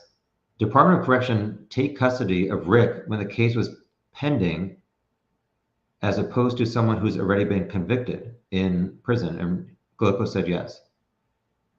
What is the primary job, or your primary job was to ensure Rick's safety for the safekeeping order? And he said correct. If not, if Rick is not safe, it falls on you. And the warden said yes. He asked if Westville was a medium security prison. I think he said medium to maximum. Rosie said, but all these inmates are felons who have been convicted of murder, rape, arson, and robbery. And Gallipo said that's correct. Westville has a maximum security unit. Gallipo said that's correct. Do you agree that Westville is outdated? There was an objection from McClelland based on relevance, and I guess he asked the question kind of a different way. And Gallipo said it's been a maximum security and it was built in 1996. And Rosie said, are you building a new prison for Westville? And the answer was yes. Rosie said, would you agree that the cells are no longer suitable for inmates? And Gallipo said they are suitable. So the defense submitted defense exhibit QQ, which was an overhead view of a satellite view of the Westville entire prison. So at this point, Rosie reviewed the layout of the Westville prison. He said, this unit is the most secure unit in all of Indiana. And the warden said it's one of three. Most of these felons are there for, I guess, some kind of conduct that they did within the segregation unit because maybe they're acting out while in prison. And Gallipo's answer was just, they are convicted. I think Rosie at this point said something like, you described this one part of Westville as the whole. And Gallipo said, I don't remember that conversation, but I'm not denying it. I missed the next question and answer. Rosie said, you have cells for suicide watch. And Gallipo said, yes, we have 4 total suicide watch cells. I think he said 1 in each pod. Page 163 of 188. Yes, so they talked about the A pod, B pod, C pod, D pod sections of the prison. There are 55 cells in each and 1 designated cell in each unit for suicide watch. When you place an offender in suicide watch, is it normally only for a day or 1 week, not like 13 months where Rick was? And Gallipo said that's correct. Rosie said something about other cells, excuse me, and Gallipo said they're used for segregation. Rosie said, what's the only difference between the 54 cells and the 1 for the suicide watch? And Gallipo said the bed and the camera. So the bed is low to the floor and it can't be moved. And it has a video camera with 24/7 surveillance. Video, not audio. So Rosie said the bed is bolted to the floor, and Gallipo said correct. Are the mattresses all the same for the 54? And Gallipo said yes, but Rick's bed was laid on a metal slab on the floor. Yes. You were in Department of Corrections for 28 years and warden for 5 years. Yes. You're not aware of any other unconvicted person ever to be held there. And Gallipo said, yes, I'm not aware of that. Did you apply all the same rules to Rick? Yes. But everybody else was convicted, and Gallipo said that's correct. Then he talked about suicide watch, part of Rick's stay, and Gallipo said it was most of Rick's stay, and he came to us on suicide watch. Rosie said, but there was no indication that he was on suicide watch. And I think Gallipo said, I'm not aware of people's mental health notes when they come to the prison as inmates. Rosie said, did you look at his chart? And Gallipo said, no, I don't look at histories of inmates. I have 3,000 inmates. So you didn't look at his file? Gallipo said, no, sir. There's some reference by Rosie to the camera, and Gallipo said it's on the ceiling on the right-hand side of the cell. Rosie, 24/7, Yes. So the video's on 24/7, watching Rick. Rosie said something about no privacy, but I did not hear any kind of reply from Gallipo. Rosie said there's a metal door with a window. Yes. And the lights are on. Gallipo said Rick had access to dim the lights. Some reference to a narrow window that was damaged, and Gallipo said yes. And the window, you look out at a wire fence. Yes. Something about a toilet being near where Rick laid his head, and Gallipo said yes. Rosie, something about general population. Would you agree in the WCU there is no contact with other inmates? Warden said there is vocalized contact, I guess yelling, screaming at each other, but no like close physical interaction. And again, here, Rosie said they would yell at each other. Gallipo said yes. So these inmates are just yelling at each other. Was Rick isolated with no social interaction? Gallipo said no physical interaction. I missed the next question and answer. Rosie talked about general population is a dorm with like 80 inmates together, and says they can like talk and like play cards, watch TV. Gallipo said yes, they can.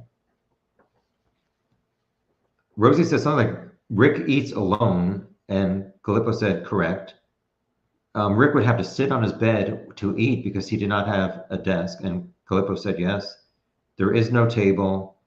He had a box at some point for a TV, but I thought previously they said Gallipo offered Rick a TV, and he said he didn't want one. Page 164 of 188. Rosie, there's no desk or chair in Rick's cell. No. Inmates in general are not in shackles. Not generally. Rick got rec time. Gallipo said, I believe it's 5 days a week. Tuesdays, we are on lockdown. Rosie, inmates in general population, Rosie showed on the TV where like the recreation yard for general population is, and said, is Rick allowed there? No. Rosie continued pointing out different recreation areas and how Rick was not allowed to use those. He said Rick's recreation area is in here in this one unit on the map, and Gallipo said that's correct. Rosie said something like it was 10 feet by 15 feet, and Gallipo said there's an indoor rec area and also an outdoor one, but the 10 by 15 is probably accurate, I think, for the outdoor one. Rosie said something about the outside recreation area, and Gallipo said there is a screen for fresh air. Rosie referenced like the word cage, and Gallipo said, I refer to it as a rec area or recreation area. Next up, Rosie talked about an indoor recreation area, and Gallipo said it's double the outdoor recreation size. Next up, no socializing. Gallipo said not physically, but in the rec area, there's a pull-up bar and a basketball court. So Rosie said about 4 to 5 hours a week, Rick would get recreation time. And Gallipo said yes when he was not on suicide watch. So Rosie said Rick could watch movies and music on the tablet, but he has to pay for access to movies and music. And this light is blinking in case that's bothering you. People get bothered by everything. So Rosie said Rick would have to pay to get movies and music on his tablet, and Gallipo said correct. Rosie said all his phone calls are recorded. Yes. His tablet messages are monitored. Yes. At some point, Rick did not have a tablet. Gallipo said yes when he broke his. GTL is the website that inmates can use to communicate with people outside. So Rosie said something about GTL running. Oh, I guess after Rick broke his tablet, this company GTL was running behind on available tablets, and Gallipo said yes for general population. And it seems, I think, in previous testimony, Gallipo said he'd put a like urgent request to get Rick a replacement tablet. I wrote down that Rosie said something about the mental health order. Rick was monitored when he would take a shower. Yes. Constant observation. I did not hear the answer. Was Rick on suicide watch? He had a change of his clothes. And Galpo said yes. When he was on constant observation, I guess Rick had to put on like a smock. And yeah, the next thing was Rosie saying it was like a kimono or a smock.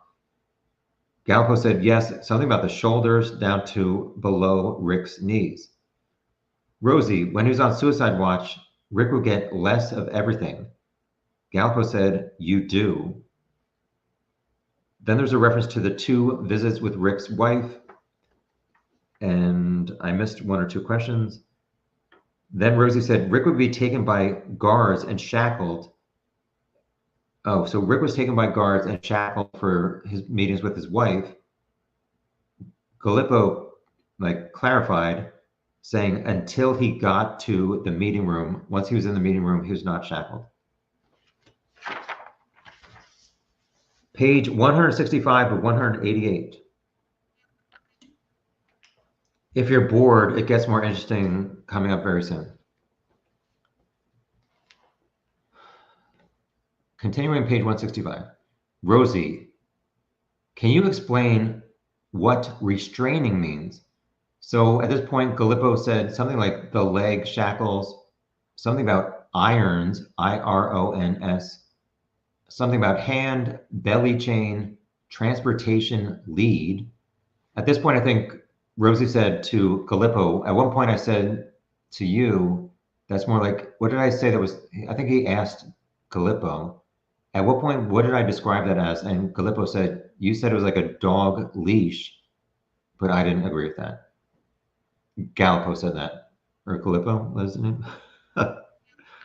Moving along, Rosie said Rick's wife visited a couple feet with guards being right near them. I'm sorry, Rick's wife during her visit, a couple feet away were these guards. Galpo said yes. Rosie said something about privacy, and I think the warden said all visits are recorded. Rosie said, is Rick treated like everyone else? And the answer was, Rick is treated better than the other inmates. Were there restrictions, or did you terminate a visit? Oh, I think there were restrictions about what could be done at these family visits. And if somebody violated the restriction, the visit would be terminated. And so the warden said, that's correct. Phone calls. The warden said attorney phone calls are not recorded.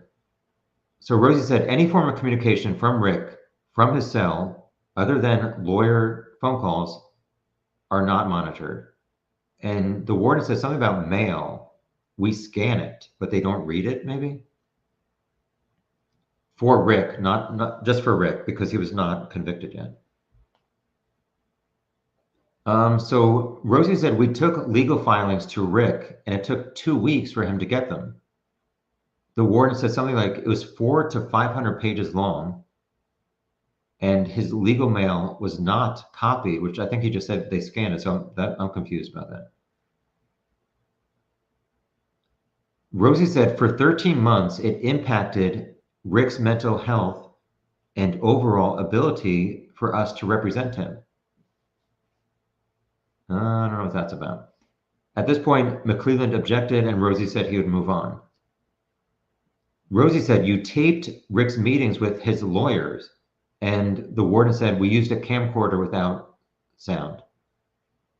Rosie continued, you were outside the room, and the warden said, we made a visitation room just for Rick to meet with his attorneys. Because I guess they have other attorney rooms in the general population area, but they did not have one in this segregated area.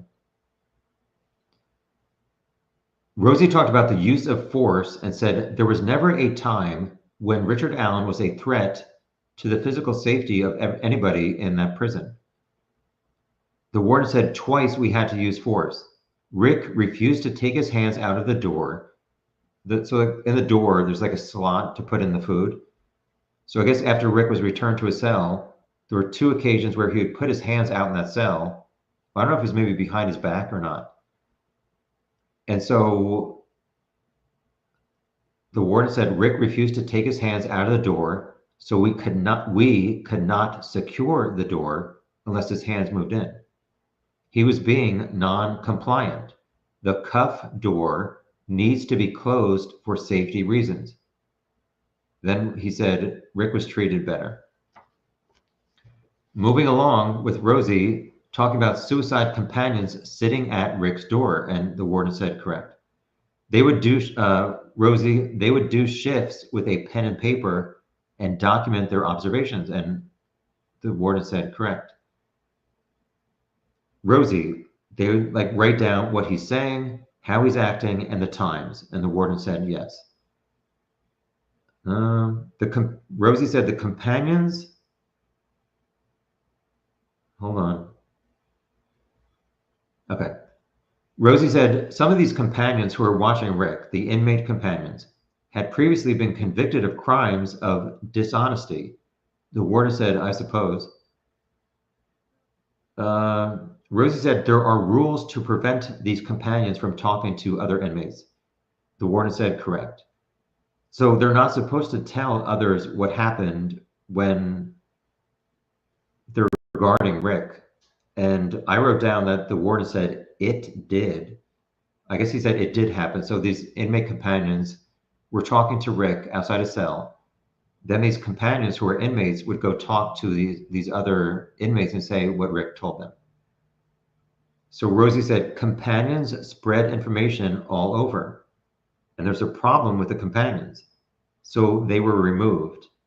And the warden said these inmate companions were removed when Rick got his legal mail the same day.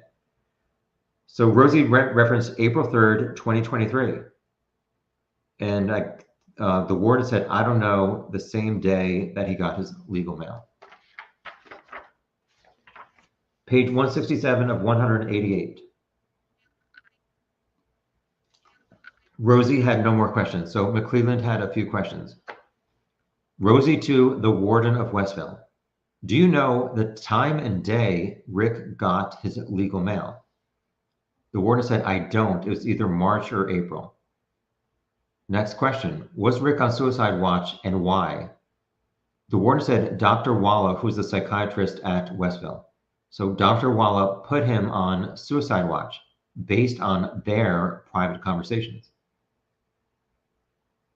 I think the question was, why would you put a person outside Rick's cell? And the answer was to keep him or anybody else on suicide watch safe. Next up, McClelland asked about attorney visits. Were they videotaped? The warden said they are, but no audio or microphone. McClelland's final question. Were the door sheets used by mental health providers? The answer was yes. Rosie had a few more questions. You said he came in on suicide watch. The warden said he came in on suicide order. Rosie said, are other attorneys allowed to meet with their client? The warden said, you're the only attorney I've ever seen in there, which I think he's talking about, obviously, the segregation unit, not the general population.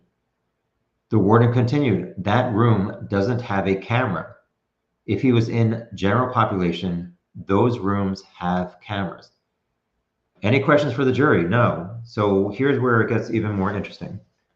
We're about to hear from like 5 or 6 or 7 guards at Westville telling us what Rick said to them. And it's not good for Rick. I'm updating my banner.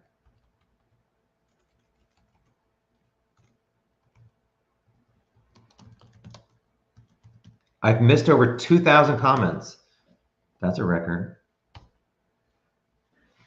It's almost 9 o'clock. Uh-oh. Yeah, as soon as I'm done, I'm going to sleep. Sorry. Here we go.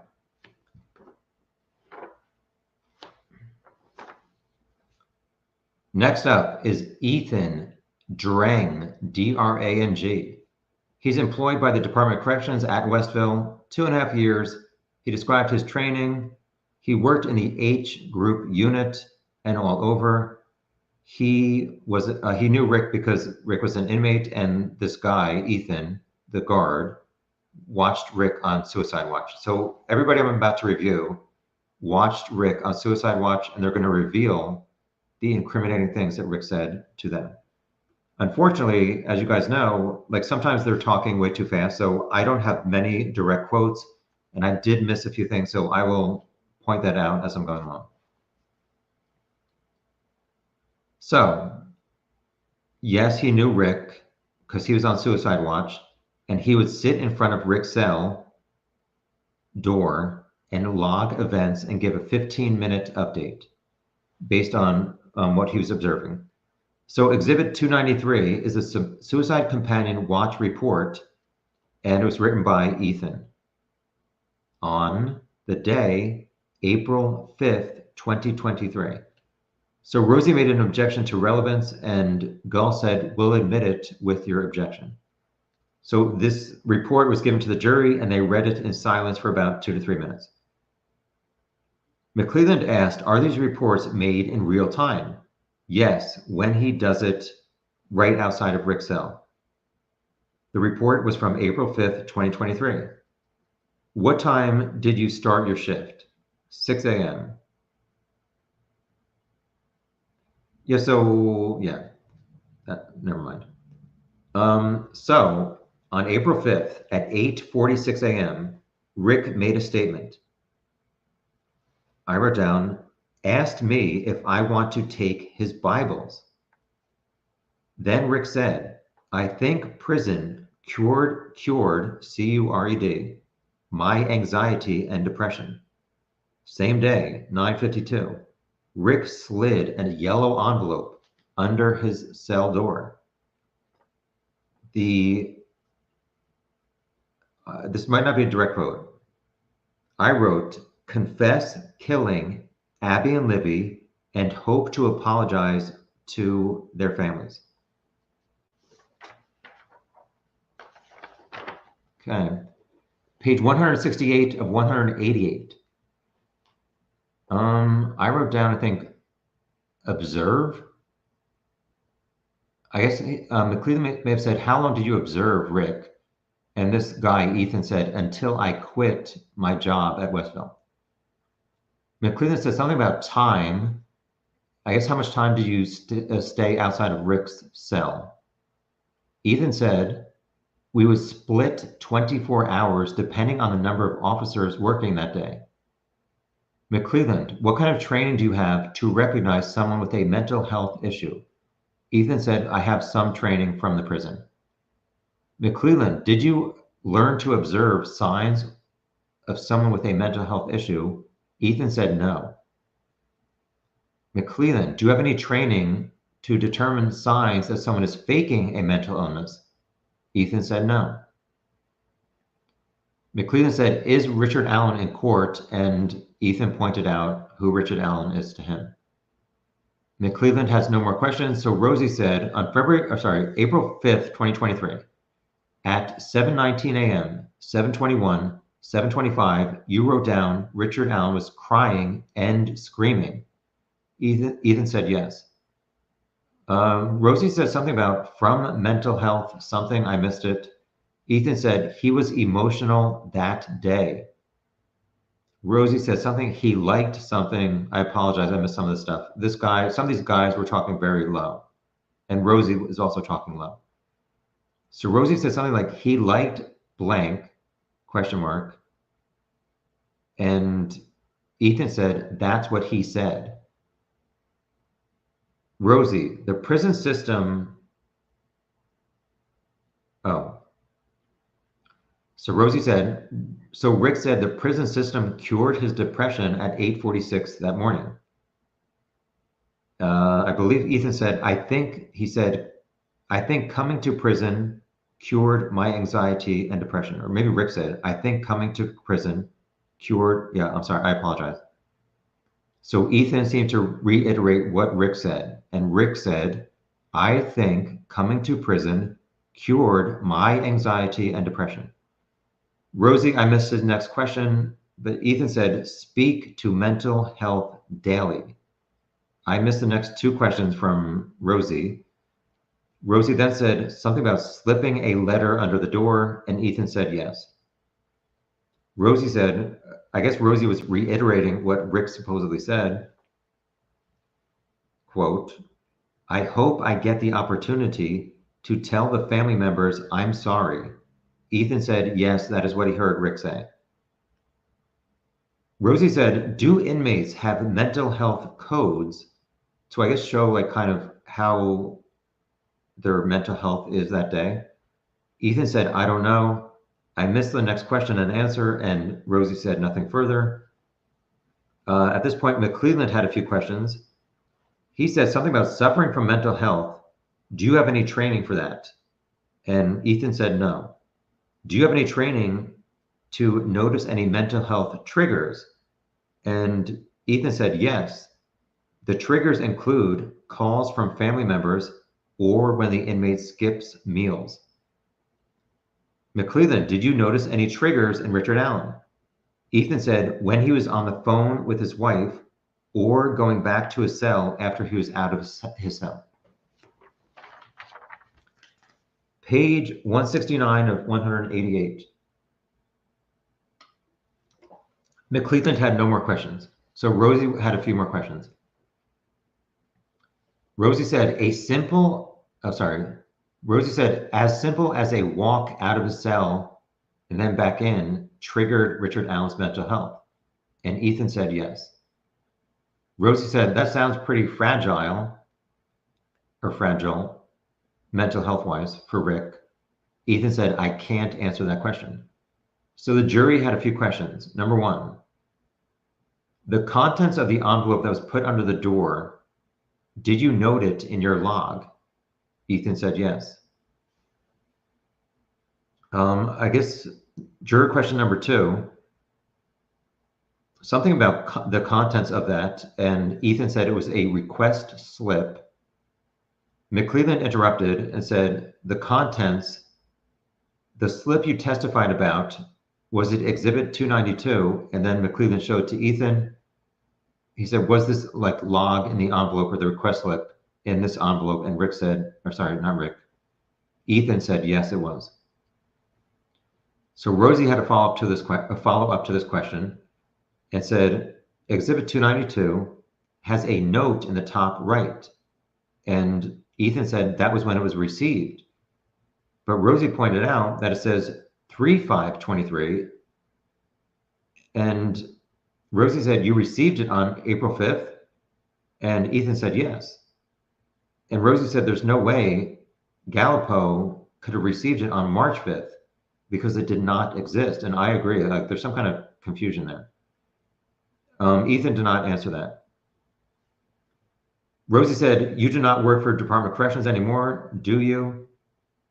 There was an objection and it was sustained by Judge Gull. Next up is another officer. I'm going to update the name.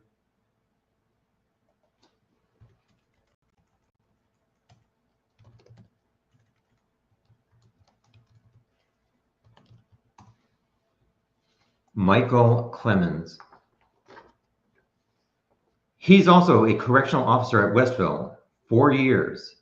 His shift was 6 a.m. to 6 p.m. in the A pod, which is where Rick was. How do you know Rick? Because he was placed at Westville. Did you monitor Rick? Yes, I was a suicide companion, and I would fill out the companion sheet every 15 minutes and then turn it into the lieutenant. I filled it out in real time. So Exhibit 294 was the companion sheet with, who is this? Michael's initials. This one was dated April 6, 2023. Yeah, I don't understand this. I could have swore they said April 6, 2023, but then McClelland said on April 7th, so I'm not sure if it was April 6th or April 7th. So McClelland at this point said April 7th at 7:30 a.m. What did Rick say? Again, like these are not exact quotes, so forgive me, but the summary was Rick said April 7th, 7:30 a.m. God, I'm so glad nobody gave up on me after I killed Abby and Libby.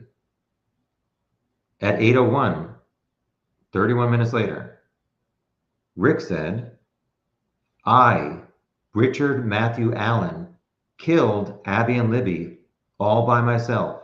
Nobody helped me. I think those two were exact quotes, but I don't want to say it was exact in case I'm not correct. That's not good for Rick's and his innocence. Page 170 of 188. So 2 minutes later, at 8:03 a.m., Rick said, this is a direct quote, I'm not crazy. I'm only acting like I'm crazy, end quote. So these were given to the jury to review, and who knows what they're going to think. Anyway, moving along. McLean said, when he made those comments at 7:30 a.m., 8:01, 8:03, you would write it down immediately. Yes, was the answer. How many more months did you do? Were you a suicide companion for Richard Allen? The answer from Michael was a few months, I think. I wrote down hours. Maybe McLean said, how many hours did you watch him in total? And I didn't hear the answer, and I don't think Michael knew the answer. McLean said, you would observe Rick during each of your shifts that you worked, and Michael said yes. You would observe, did you observe Rick at Westville until you left your job? He said yes. McLean said something about Rick's behavior when he first arrived. I did not hear the answer, but then McLean said he changed. Michael said yes. When? I don't know. How did he change? Michael said he started acting different. McLean followed up, how? Michael said he would say random things. Do you recall what they were? No. Can you identify Richard Allen in this courtroom? Yes, he described him. McLeland had no more questions, so here comes Rosie. I think he said you gave a statement, I think in maybe August 2023, law enforcement interviewed a lot of these Westville guards about what Rick had been saying that was incriminating. So that's a recurring theme with all these officers. So Rosie said, you gave a statement. Michael said yes, which I think is like August 2023 when police interviewed these guards.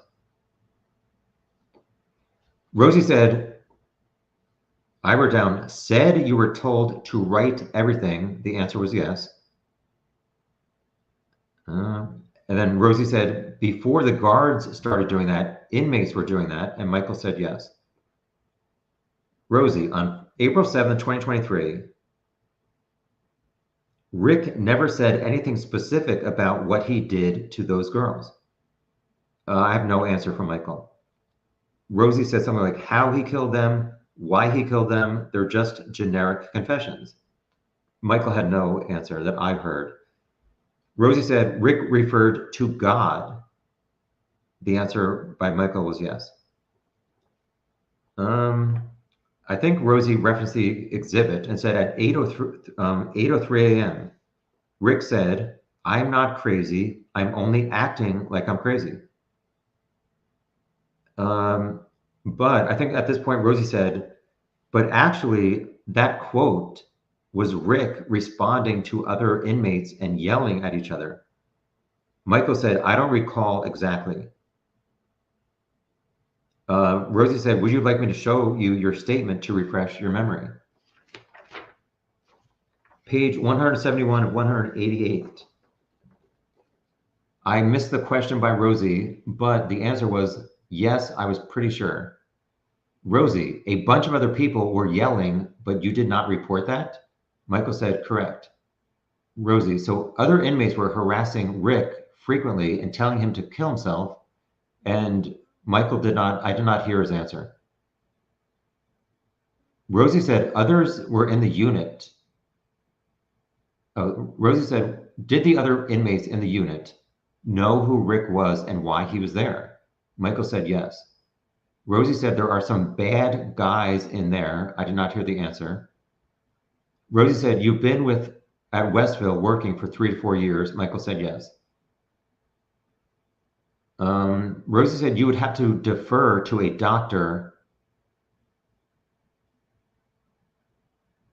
for Sorry. Rosie said, you have to defer to a doctor for his mental health condition. Michael said yes. Rosie, you told officers in August 2023 you dealt with crazy people before. Michael, I could not hear his answer. I could not hear the next question or answer. Rosie said, you assumed he was normal functioning, AKA Rick, at some point. Michael said, yes. I think it was when he first got there. Rosie said, you found, so I guess before I said there's different codes for like someone's mental health that day. I guess they use different letters. So Rosie said, if you found out that Rick's mental health code was D as in David, would your opinion change about his behavior? Michael said, I don't know. Rosie, did you tase him? Michael said, yes, I was there, but I was not the person who actually tased him. Rosie said, and that was because Rick would not take his hands out of the door. Michael said, yes. Rosie, was he a threat to you? Or Rosie may have said he wasn't a threat to you. Michael said, but our policy is to ... So Rick was not following instructions, so they had to tase him.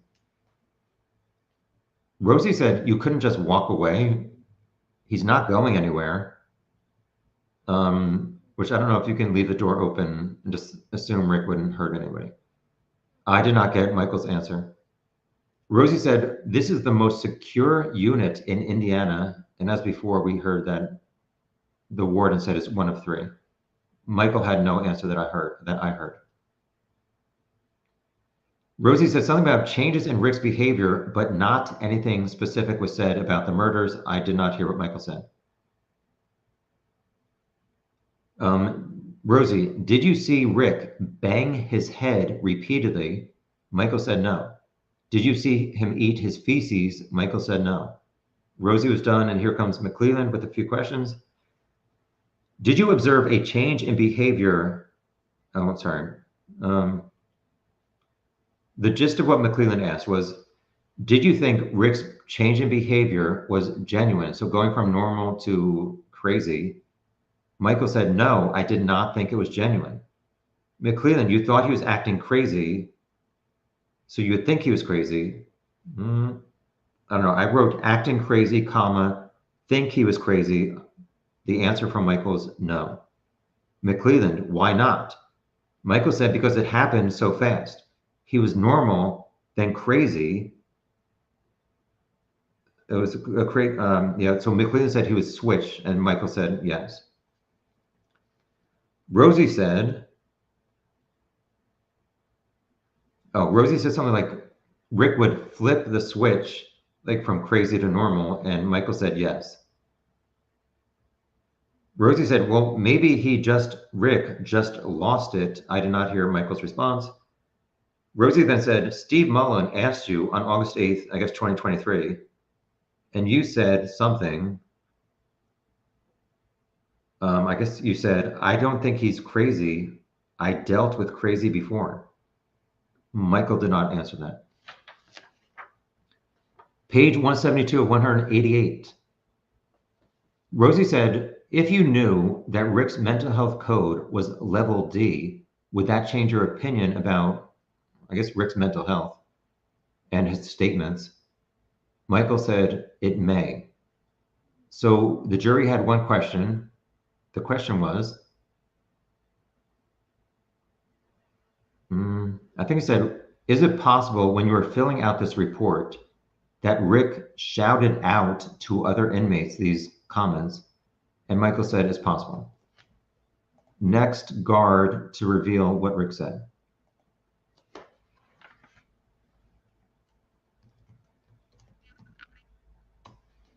Michael Roberts, again, it's pretty much the same stuff, but that's a train. New quotes. So Michael Roberts worked at Westville for 8 years. They talked about his school and training. He said he has to do a recertification annually. His shift was 6 a.m. to 6 p.m. He worked in the WCU segregation unit. That's the train. He knows Richard Allen because he was assigned to him as a companion.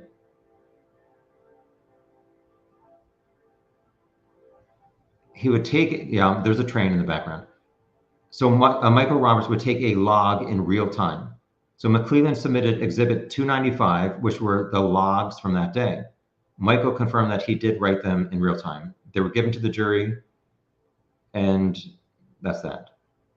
So this was a suicide log from April 7th, 2023.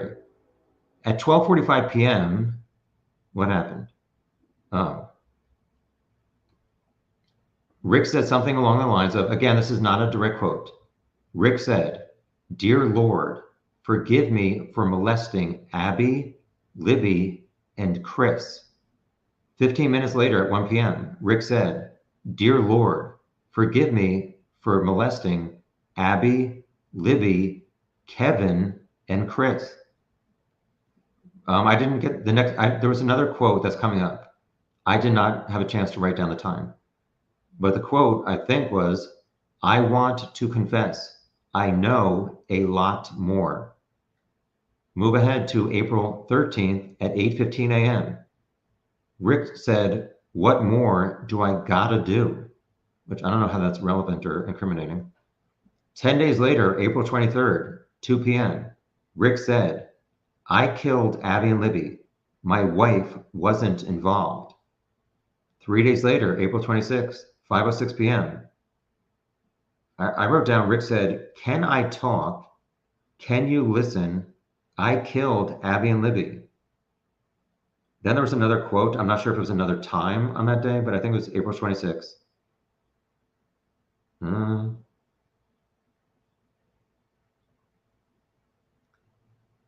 I think Rick said, "How do I prove that I'm sane?" He also may have said, "How do I prove that I'm innocent?" I'm not sure about this. Like I said, it's kind of hard trying to keep up. So I'm not sure about those two quotes. Next up, June 18th, 3:30 p.m. Rick said, "Why are you doing this?" Yeah, this one also, I'm sorry, I was trying to get as much as I could. I wrote down 3:30, "Why are you doing this?" question mark. The next line, I have two question marks, which means I missed what was being said. But I wrote at the end of that, "I killed Abby and Libby." Page 173 of 188. Moving along, some more comments from Rick. June 21st, 3:15. Rick said, hold on, I'm trying to read my handwriting. I hate to even say this to give a wrong quote. I can't read my writing. It looks like Rick said, "Do I make you mad?"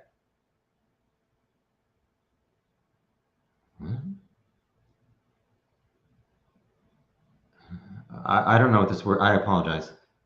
It looks like I said, "Do I make you mad? Something I told you about my wife." And then again, "I killed Abby and Libby." So I guess McClelland asked a question, and the answer from Michael was, Richard Allen came the day before I started at Westville. McClelland, how many hours were you Richard Allen's companion? The answer was a lot. When did you start? When he started, what was Rick's behavior? So Michael said, we're on Michael, right? Yes, Michael Roberts. So at first, Rick was normal.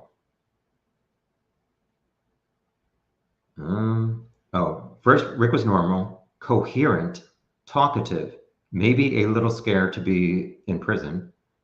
After the first 1.5 months to 2 months, he started acting abnormal, making it seem like he was not there. He couldn't see you. He couldn't talk.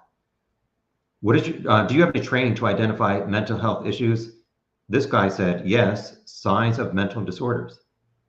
Did you learn signs of mental disorders? I think he said yes. When Rick changed, what were the signs? Michael said he began more and more outrageous things, like trying to make me gasp, G-A-S-P, try to get my attention. He would act up when I was watching him. I wrote down suffer from mental health issues. The answer from Michael was more, I wrote more acting up than mental health issue. I guess McClellan said, did you think that Rick was suffering from a mental health issue? Michael said it was more like he was acting up than a legitimate mental health issue. McClellan, do you recall a chaplain visit, which is like, I guess is essentially like a priest in the prison? Correct me if I'm wrong. So McClellan, recall chaplain visit. The answer was come and try to talk. He ignored them. Talk about get a Bible. McClellan, what did Rick say? So I guess Rick would talk to the chaplain saying about his family. Also, I didn't, sorry, there's a bug. I didn't listen. Oh, so Michael said, I did not really listen to when Rick was talking to the chaplain to give him some sense of privacy for their private conversation. But then he said they would also talk about how his day was going.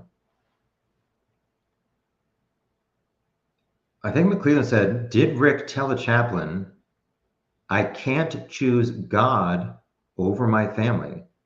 Michael said, if he said it, it wasn't in front of me. So McClellan was done, and here comes Rosie. So you observed Richard Allen showing concern for his family.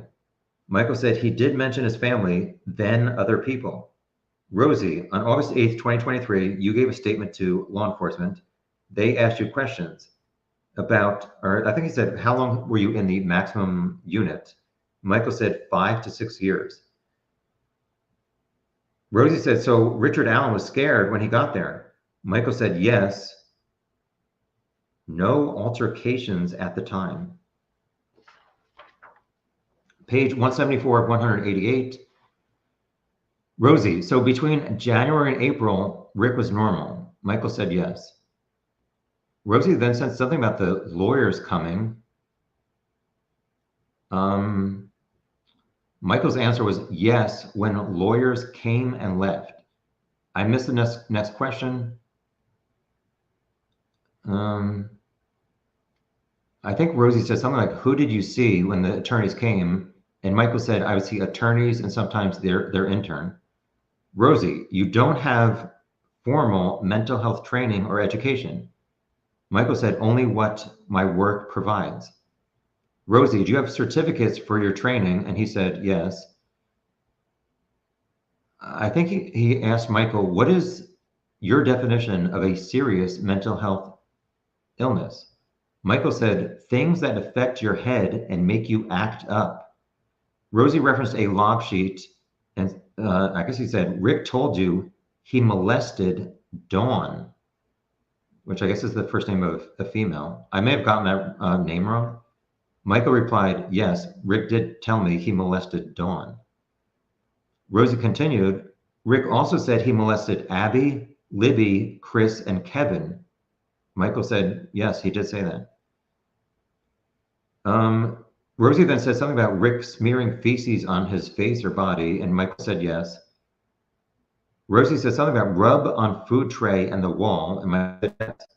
Rosie, you said he was a pain in the butt, and you would have to do more work. And Michael said yes, essentially because Rick smearing feces on the wall meant that Michael had to do more work.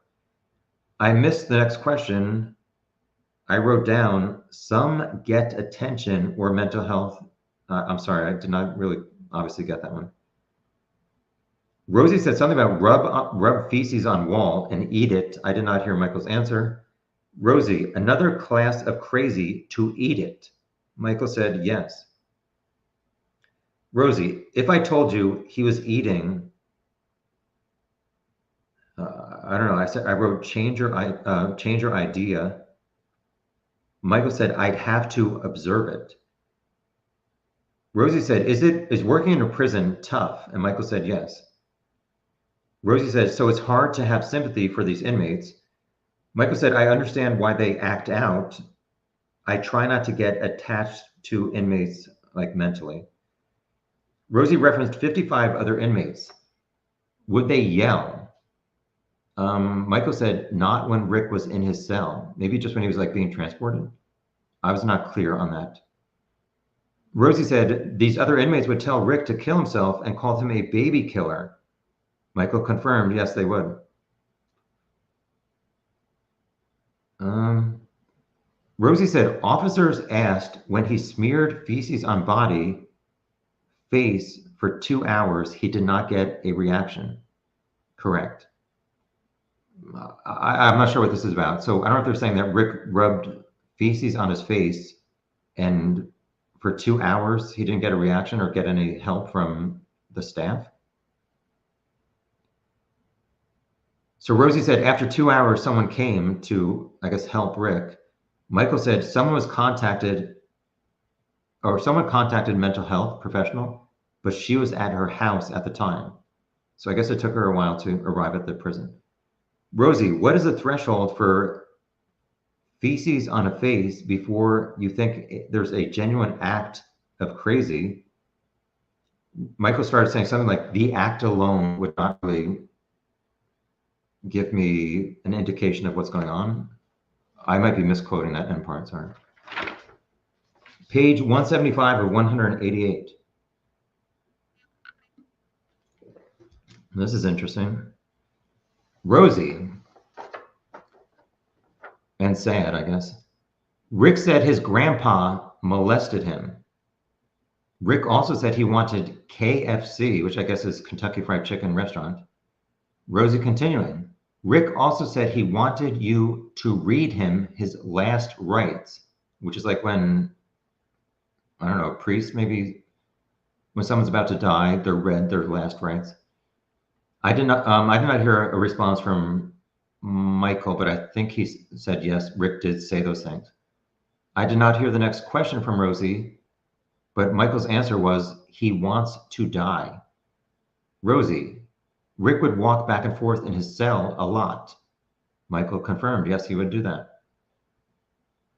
I think Rosie said, does the APOD allow in-person visits? And Michael said, not since COVID. I missed the next question and answer. Rosie said Rick would tap his head on the wall. Michael confirmed, yes. Rosie, for a long period of time, yes. Rosie started to say something like, never had something, I missed it. The next thing I wrote is questioned authenticity. And Michael said, tapping. It is normal for people with it is normal for people with nothing better to do, I guess in a jail cell, to tap their head on the wall. Rosie, he said, so the next day, Rick was black and blue. Michael said he was swollen, not black and blue. Rosie said for a period of time, Rick was refusing his medications, food, and rec time. Michael said yes. At this point, McClelland objected, but then I think he withdrew his objection.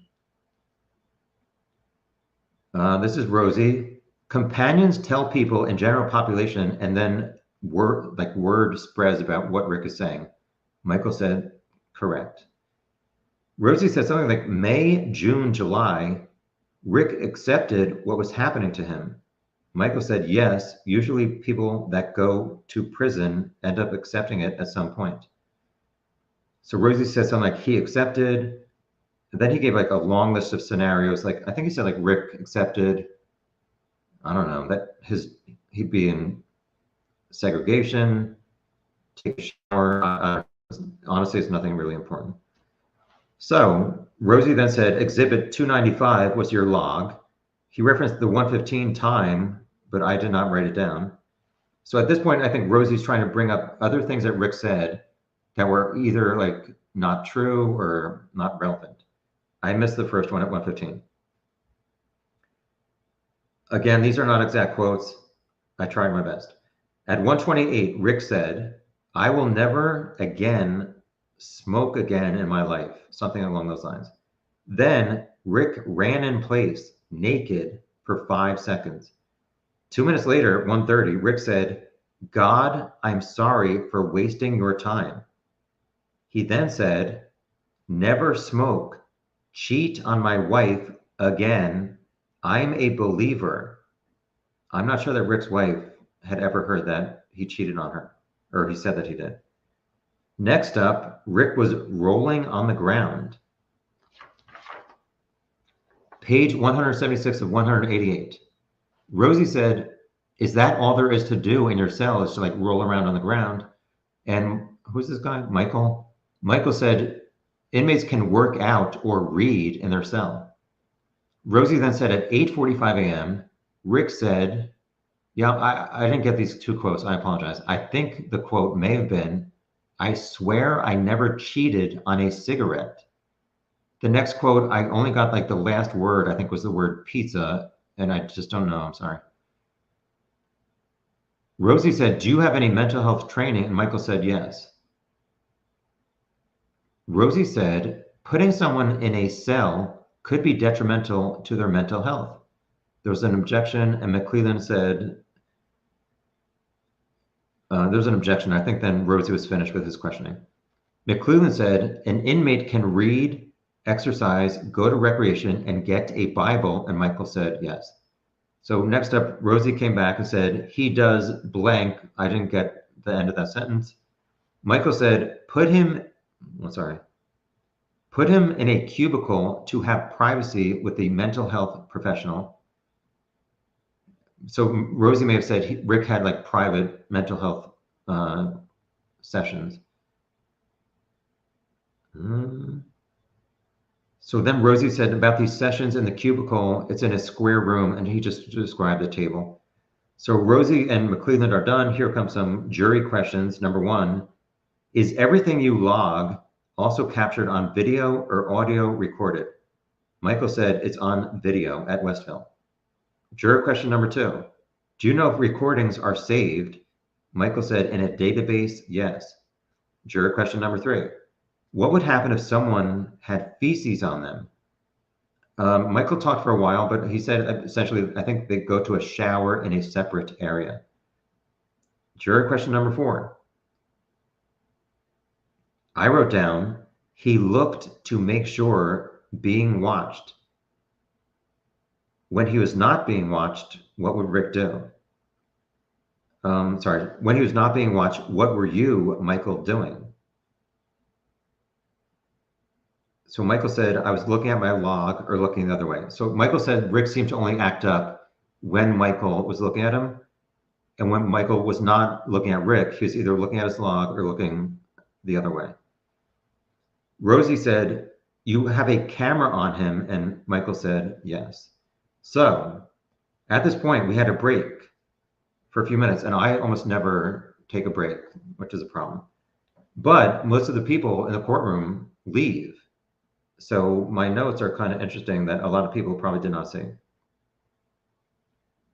I wrote, break. Richard Allen came back in. At this point, his wife, so there's 4 rows of individual wooden chairs. So at this point, Rick's wife did quick, then she came back in shortly after the break started. So she's standing up in front of the second chair from the right-hand side, like looking straight forward, and Rick comes in from that back area. So I look up and I wrote, Rick, look at her, smiling. So he's like grinning at his wife, who's standing there looking straight forward. So as soon as I saw that, I wrote down, Rick, look at her, smiling. But when I looked up after I wrote that, I wrote, she didn't turn her head as he walked, like from the side to side. Then I looked up and he was scowling at her. So he walked in and he's like smiling as he's walking at her, smiling at her as he's walking. I write this down. He goes around the defense table and I look up again. He's like kind of like scowling at her because I think at this point she's still, again, I cannot see her eyes, so I'm not like trying to spread any rumors, but it looks like her head is looking straight forward and he's like over here, I guess like a 45-degree angle. I'm not good at degrees or anything else. So I wrote, she didn't turn her head as he walked. Then I looked up and he was scowling at her and she wasn't looking in his direction. At this point, Jennifer, I think her name is Jennifer Auger, the defense attorney, hugged Kathy. I wrote, I thought it was inappropriate to be smiling when 3 guards just said you admitted killing Abby and Libby. Soon after that, Rick and Baldwin were smiling and laughing. So this is all during the break. Page 177 of 188, past my bedtime. So after the break, I wrote, after Judge Gull returned, Rick looked over at his wife, Kathy, while she was talking to her friend, like trying to get her attention, but she wasn't looking at him. Next witness is James Early, who's also, again, just one of these guards who Rick talked to.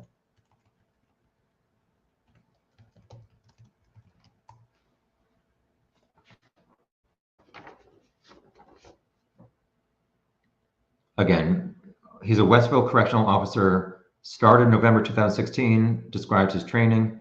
His shift, he said it was 5:45 a.m. to 6 p.m. He worked in the custody unit, and that's how he knows Rick. His first contact with Rick was late 2022. So this is McClelland, I believe. I wrote down, asked to be suicide companion. What's his name?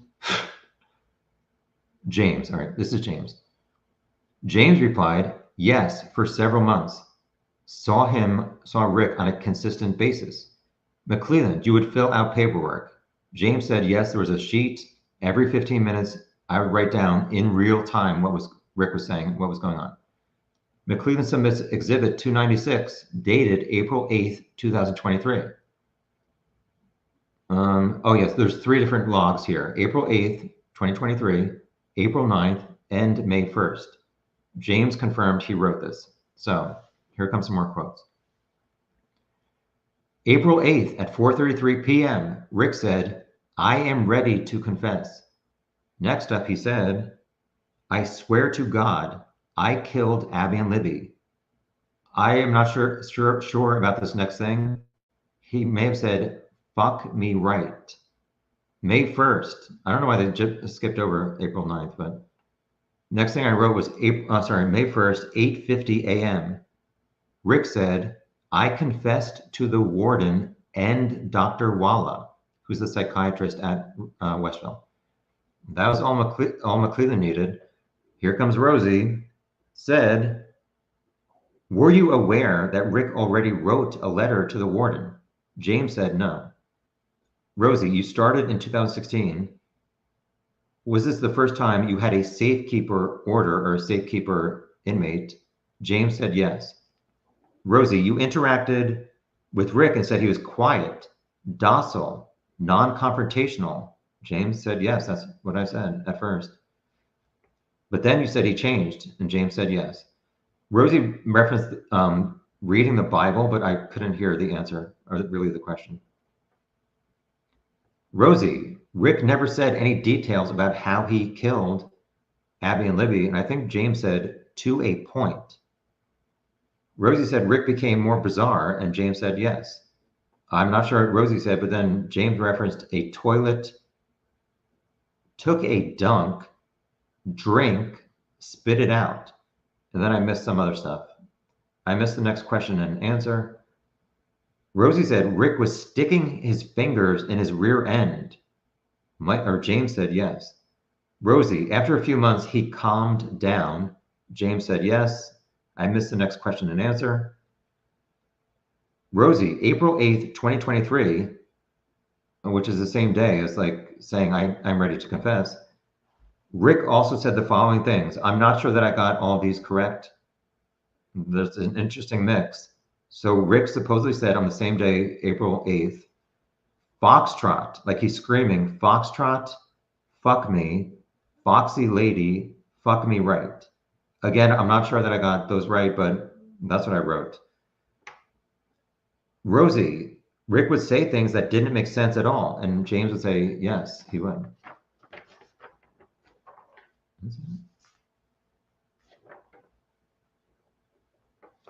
Continuing on page 178, April something, I did not get the date. I wrote down attempting to drink toilet water. That's all I got. I think James said it appeared he was urinating on his mat. Next up, I think it's April 19th. Rosie said at 3:39 in the afternoon, Rick was laying on the floor, mumbling. There was another reference to 359. On April 9th at 4:08, Rick was sitting on the floor, mumbling. Rosie, was it common for Rick to mumble? James said yes, and I mumble also, so we have that in common. Rosie continuing, did he tell you he was already dead? James said yes. Rosie, was he pacing and mumbling? Yes. On May 1st at 10:15 a.m., I missed some of this. I wrote awake, stabbed, asking for World War III. Next up, Rosie said, warned about offenders with mental health issues, and James said yes. Rosie, were you warned that Rick had mental health issues? And James said no. McClelland, what did you think about Rick's bizarre behavior? James said, it seemed orchestrated. I think he then said, when I would escort Rick, sometimes he would act like dead weight, which I think means like he would just like stop walking and like maybe fall to the ground or something. That was not expanded upon. The next thing I think James said was decided to drool, D-R-O-O-L, that day. So like drool coming out of your mouth. I'm not sure if that's what he said. That's what I heard. And then James would say, but then Rick would come out of it if he had a question or wanted to use the phone. So it seems like Rick would act crazy. And then if he wanted something where he had to act normal, he would act normal. So like most of these guards thought Rick was faking. Rosie said something about the cell door is solid steel, and James said yes. Next up, Rosie said something about like make an effort to see, maybe through the door. I did not hear what James said. Rosie said the toilet is in the back of the cell, and James said yes, maybe about 3 to 4 feet from the bed. Rosie, you questioned Rick's authenticity. James said correct. Rosie again talked about Rick banging his head on the wall, and James said not on my shift. Rosie, are you aware he defecated in his hand and smeared it? James said, I watched him do it. Not the first time.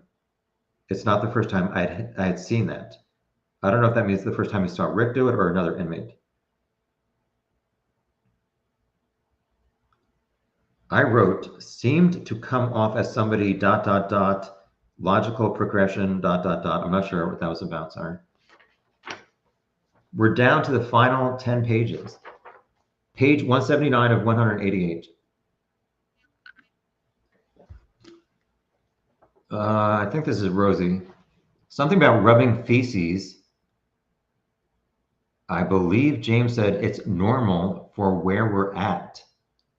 Rosie, there's something about that place, Westville Prison, that makes people act like that. There was an objection from McClelland. And then I wrote question, and I wrote the answer was realize that is something people do. Rosie said something about normal, and the answer was people use it blank. Get what they want. It draws attention. So that's James' answer. Rosie, other act. I don't know. Other act in ways you've seen. James said no on a case-by-case basis. Again, I apologize. I'm trying to do my best. Rosie said, aware of any mental health issues when Rick arrived. James said no. Rosie, people in prison have mental health issues. I wrote, I do question mark. Not me. Oh, I obviously don't. Rosie continuing, I missed the question. James said, told we had a safekeeping order. Rosie, if you found out that Richard Allen had a mental health issue and that was the cause of the change of his mind, would that change your idea? Would that change your mind about, let me start over.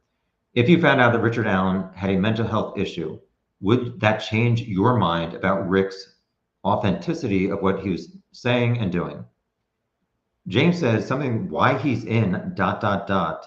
not why I'm there. I apologize. Rosie said something, asked if acting, if you know he had, would it change your opinion if you knew that Rick had a mental health issue? James said, no, it wouldn't matter. And Rosie again asked for the third time. He's trying to get this answer. Rosie said, based on anyone's experience, if someone with a mental health issue is in solitary confinement and locked up in solitary confinement, would it affect them? And this time James said yes, and Rosie's like, I'm done with no more questions. So jury questions for James. Number one, do you know how long Richard Allen was on suicide watch? I don't know. When he arrived, suicide watch cell. Number two, was Rick in the same cell for 13 months? Yes. Question number three, what was allowed in his cell? Or maybe what was allowed in a suicide companion cell? James said it would vary. Tablet with Wi-Fi, phone, reading material, Bible, other literature, and food items. McClellan piped up and said, he's also allowed commissary items, and James said yes, other food items that's not on the actual normal menu. And commissary, he could also get clothing. McClellan said something about a TV, and James said, I do not believe he had one. Like I said before, at some point, I think Gallipo said Rick was offered a TV, but he rejected it. So Rosie said he did not get a phone like other offenders, and James said yes. Rosie said he's not an offender like other people. I did not get the answer. Rosie, in cell, I think it said when Rick was in a suicide watch cell, you would not give him blankets. James said, I don't make the decisions. So Rosie talked about this smock. So when he's on suicide watch, he has to wear like a smock, or Rosie called it a kimono. And he said, it's not very concealing. And James agreed, sure.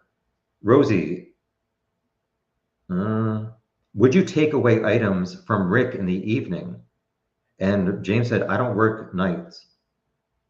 Rosie said something about commissary, and the answer was restricted items, which I'm not sure what that's about. Page 180 of 188, we have John Miller. I think there's maybe 3 more people. Again, it's just like the same old stuff, which I don't think is good for Rick. And there's one from Wabash who's coming up. Wabash Prison.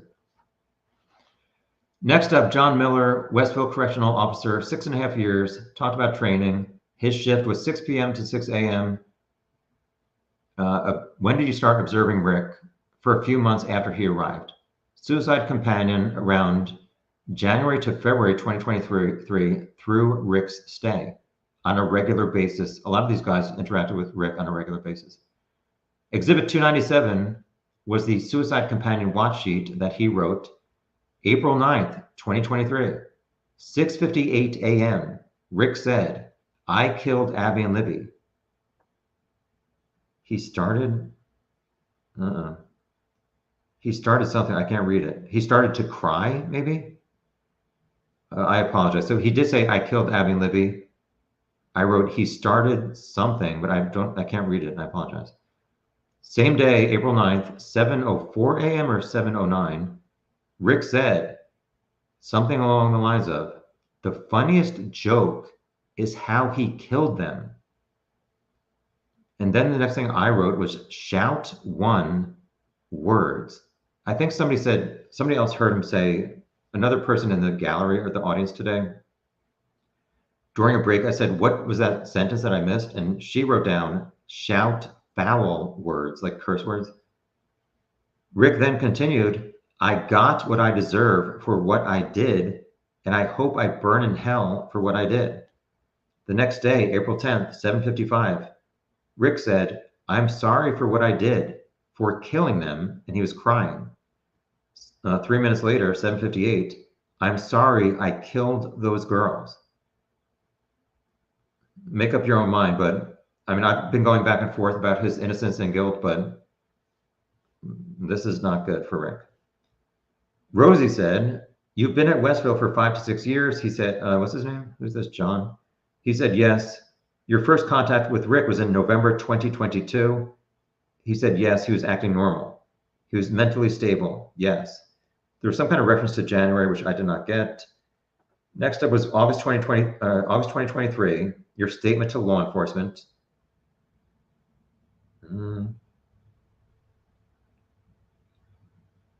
I don't know. I wrote down, "We were told of the vulgarity," which I'm not sure what this is about. Rosie said, "In April, Rick refused more meals." John said, "Yes." Rosie, "Rick was not talking in a sensible manner." John said, "No, he was not." I missed Rosie's next question, but the answer was, "I'd never seen him like that." Or actually, I have a question mark there, so I'm not sure if that was Rosie's question like that. I apologize.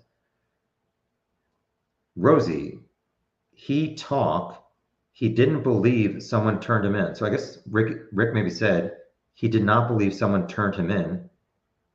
Then Rick said he killed his own family. Rick said he killed his grandkids, molested his sister. He was sorry for everyone he killed. And John said, yes, those were the things that Rick said. Page 181 of 188. Rick continued to say that he touched his daughter. And John said, yes, Rick did say that he thought he touched his daughter. At this point, Kathy was in the audience shaking her head back and forth, no. This next section was weird. Rosie said Rick talked about an old bear claw that maybe hypnotized him. I missed some of this. I could not follow what they were talking about, but John said yes. Rosie said Rick cried, sang, and was yelling curse words. Yes. I think I wrote days and weeks with the answer yes. So I think this means that Rick was either doing that or this guy, John, was watching Rick for weeks and days. I just wrote mumbling and John said yes. Here comes another train. Rosie said, "Do you agree that people in that unit have mental health issues?" And John said yes. Rosie asked, if Rick had serious mental health issues, could it be detrimental? And McClelland objected and it was sustained. Rosie said, "Do you have any training for mental health issues?" And he said yes. Rosie's final question. If somebody has serious mental health issues in solitary confinement, could it make their mental health worse? And John said yes. McClelland, I just wrote McClelland family. So I guess this was when McClelland was following up because Rick said he killed his family and stuff like that. So I wrote down April 9th. Then I wrote, "I only killed them to give my family more time to live." Then I wrote ... because I missed some of that. So I think that's a quote from Rick or a paraphrase. Also, April 9th, 7:52, Rick said, "You can't tell me my wife is dead." I wrote ... what I did, ... it took 30 years away. So they've been married for 30 years. I'm not sure if that was some kind of reference to his marriage ending because of what he did. I'm not sure. Same day, April 9th, Rick said, "I'm sorry I killed those kids." He said one more thing, I did not hear it. He also said, "I may have touched my daughter, but I don't know. I can't remember." Next up, McClelland said, "His behavior was odd. Did you think it was genuine?" And John said, "No. You don't go a 12-hour period, okay, and then change completely. It was orchestrated and planned, in my opinion." Rosie then said, "Rick was concerned about his wife." Yes. I'm not sure what this is about. I wrote basically sparring her with question marks, so I missed that. I apologize. Rosie, Rick never said anything in detail about how he killed Abby and Libby. The answer was no. There was some kind of reference to Dr. Walla, and the answer was yes. Page 182. Rosie, you believe he was in a state of psychosis. And who's this, John? He said, I can't speculate on that. Rosie, can you explain why someone would smear feces all over themselves? Answer was, I don't know. I missed the last question. So there's one jury question. Is it normal for someone to act like Richard Allen while refusing to take their medication for some time? And the answer was, it's possible. Next up is Brandon Fisher. More of the same stuff. I think I have 3 total people, and then we're done. Brandon Fisher. I'll try to answer comments for like 10 minutes, but seriously, I have to go to bed. Sorry.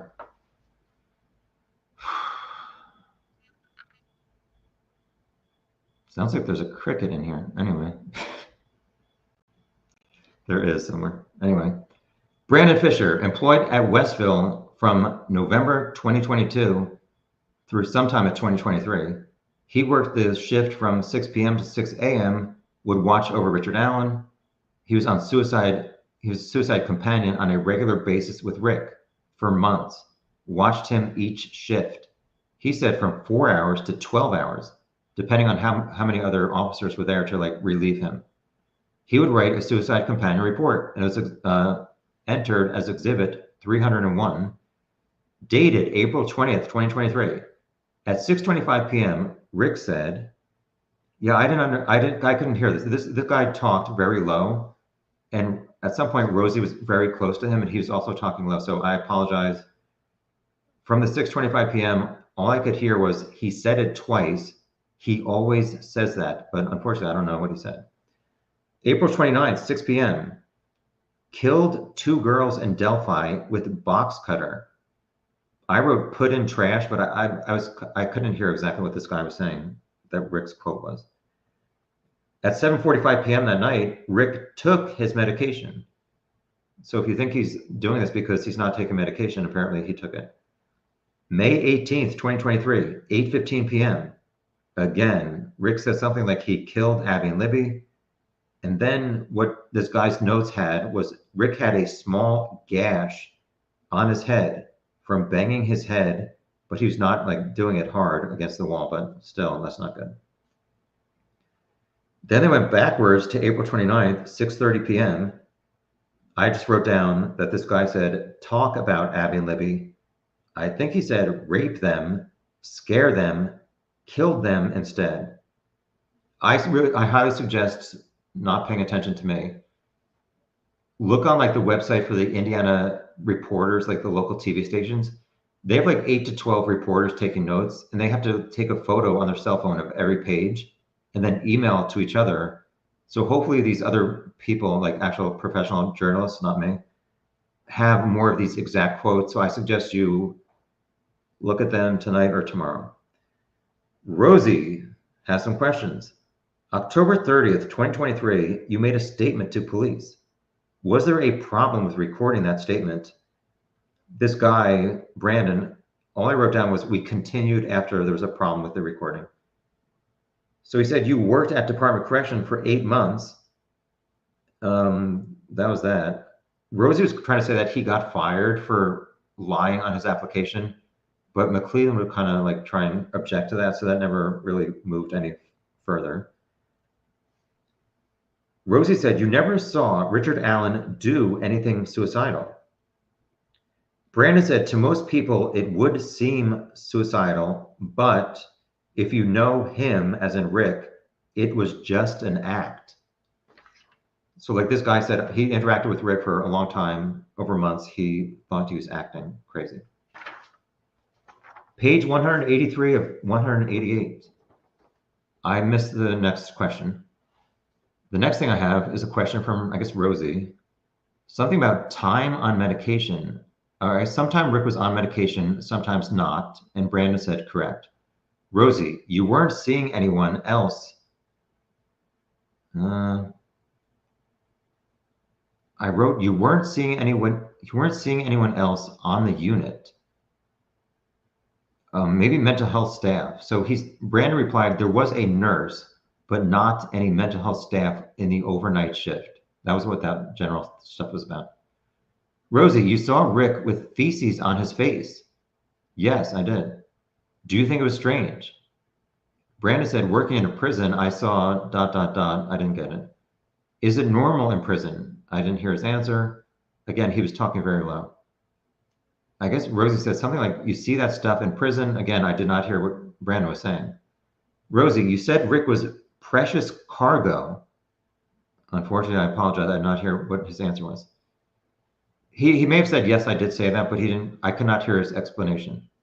Rosie, did you ever watch anyone in 7 months work in Westville? I don't know. I don't know. I wrote down, ever watch anyone in 7 months assigned to supervise anyone in that unit? Brandon said, not one-on-one, no. Rosie, he told you he killed the girls? Brandon said, yes. He told you he stole a box cutter? Yes. From where? CVS. On April 29th, 2023, he said he wanted to write a confession. Brandon said, yes. Rosie said, did you know he had, I wrote, no, he hadn't already written a confession. I think Brandon said no.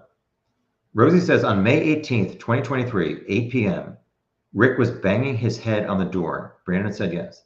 He said he killed Abby and Libby. Yes. He had a gash on his head. Yes. Was he not banging it hard? No, he was not banging it hard.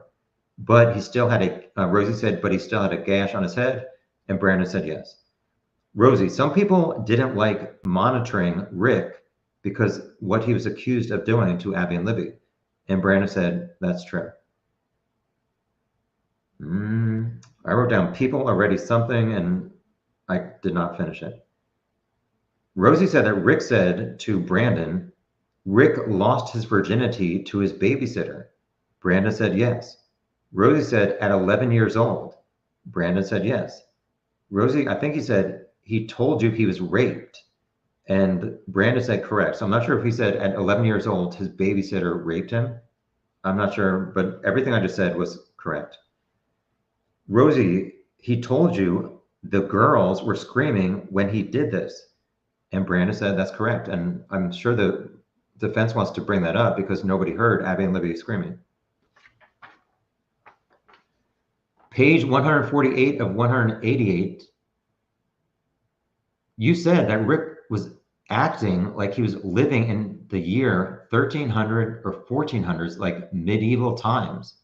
Brandon said yes, but there's no like clarification what that was all about. Rosie said, you, Brandon, said you could look in Rick's eyes and he was telling the truth. Brandon said, yes, I could do that. Then Rosie said, do you have some kind of special skill to look in somebody's eyes and say they're telling the truth? And Brandon said, no. That was enough with Rosie. Here comes McClelland. Do you believe Rick was, all he was doing was an act? Brandon said, yes.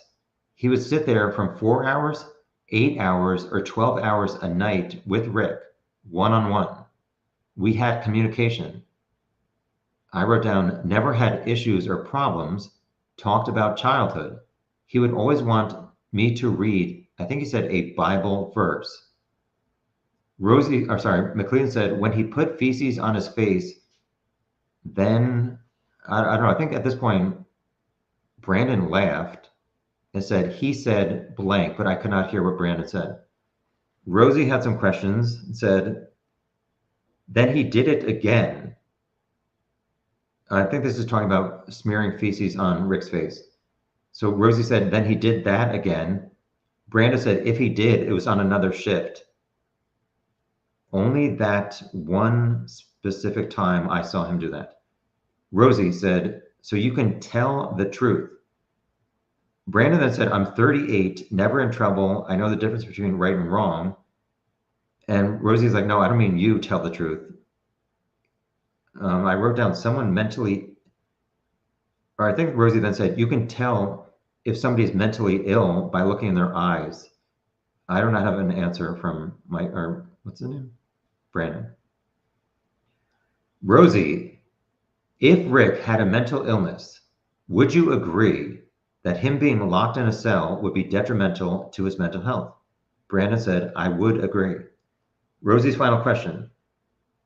You knew right from wrong. You said you knew right from wrong, but you got fired for lying on your application, and there was an objection and it was sustained. Time for jury questions for Brandon. Number 1, who is Jerome Rogie or Roger? Brandon said he was another Westville guard, but I wrote the 3 summaries of what Rick said. Question 2, are companions allowed to talk to inmates? I think Brandon said it's okay, but then Rosie said before the warden just said they're supposed to only observe and not talk. That's all I wrote for that part. I'm not sure how that, I think Brandon just ignored him. Final juror questionnaire or question. Does your training tell you how to de-escalate? Does your training tell you, should you de-escalate a situation or just continue observing it and do a report? Brandon said, observe and report. I think this is the second to last person. Brandon Smith is next, or this might be the last one.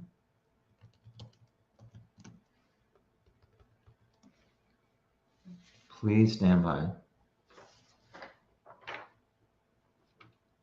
Oh no, this guy is, so this guy's Westville. I think there's one more from Wabash Prison.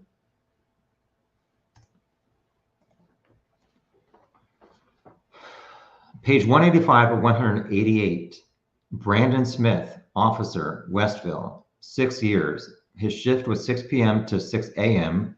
He worked in the WCU segregation unit, suicide companion on a consistent basis. He would, like every shift, he would interact with Rick. Exhibit 299 was his suicide companion watch report. He said, I did write this. April 10th, 2023, 3:24 a.m. Rick licked the door window. Then he said, Kathy, I did it. I'm guilty.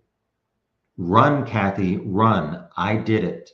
I killed those 2 girls, so I have to kill myself. Sorry.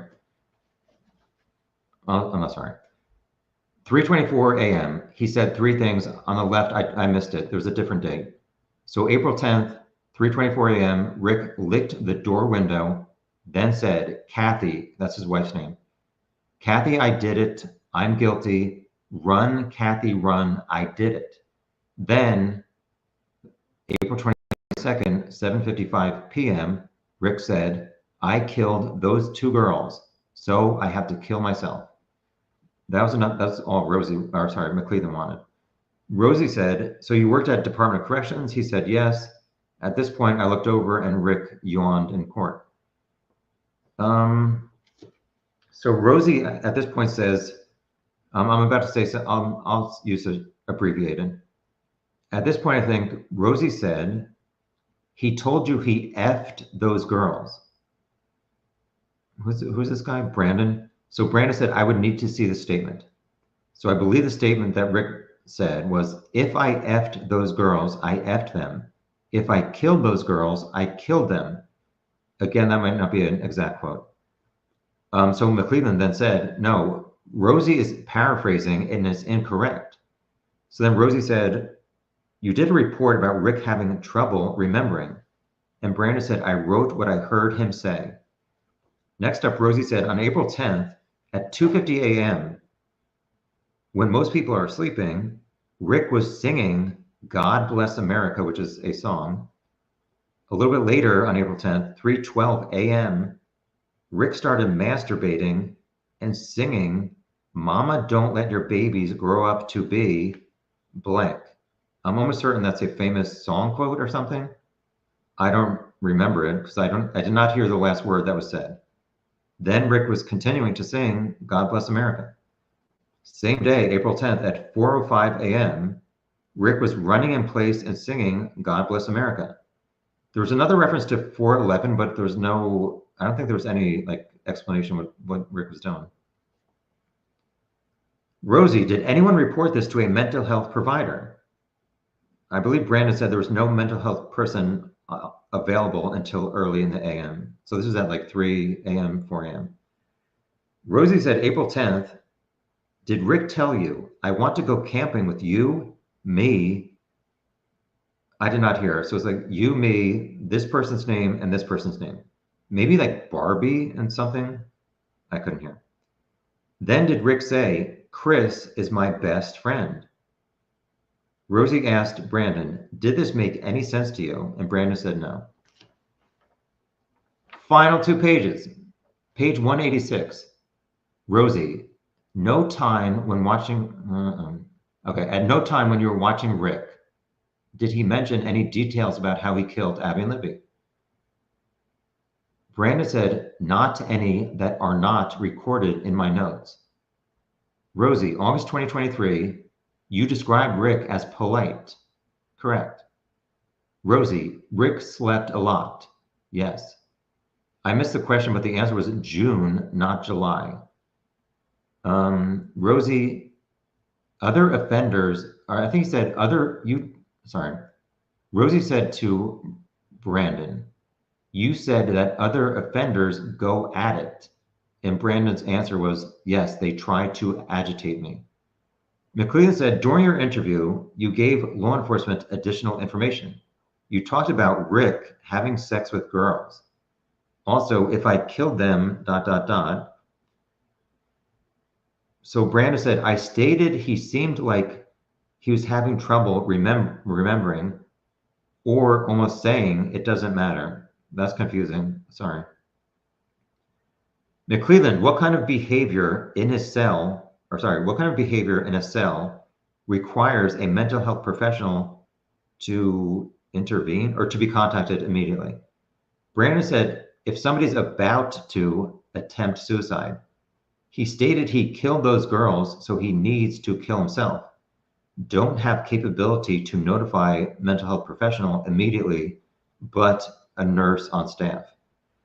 Rosie said April 10th, he was on suicide watch, and Brandon said correct. Rosie, his cell was stripped down, and the answer was yes. So it's time for jury questions. There's 2.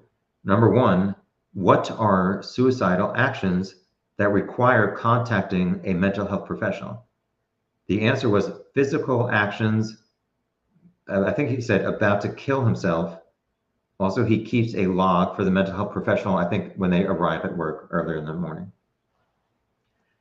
Number 2, on your log, who is MM initials?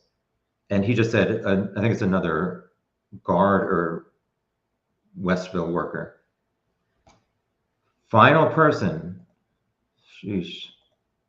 This guy is from Wabash. So Rick got moved to Wabash in December 2023.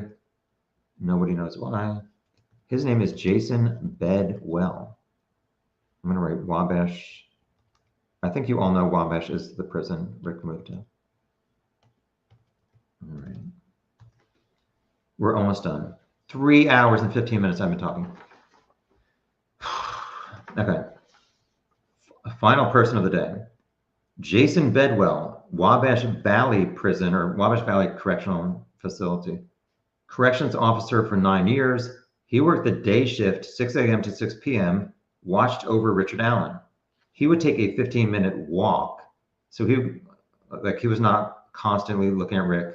He would walk by, do his rounds, and log it down. So I guess he's like going around this unit, looking at everybody. Or he didn't really say everybody, but when he would pass Rick and there's something going on, he would write it down.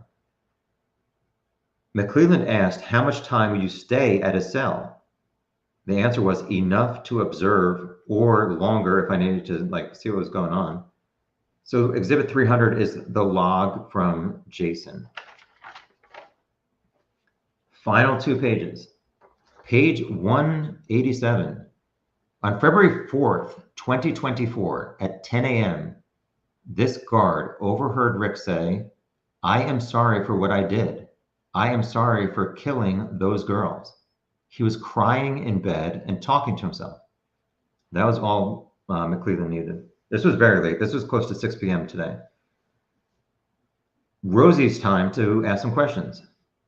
This is a maximum security area or prison? And the answer was yes from Jason. Rosie said, was he lying down? Or I wrote down lying down 6 a.m. to noon.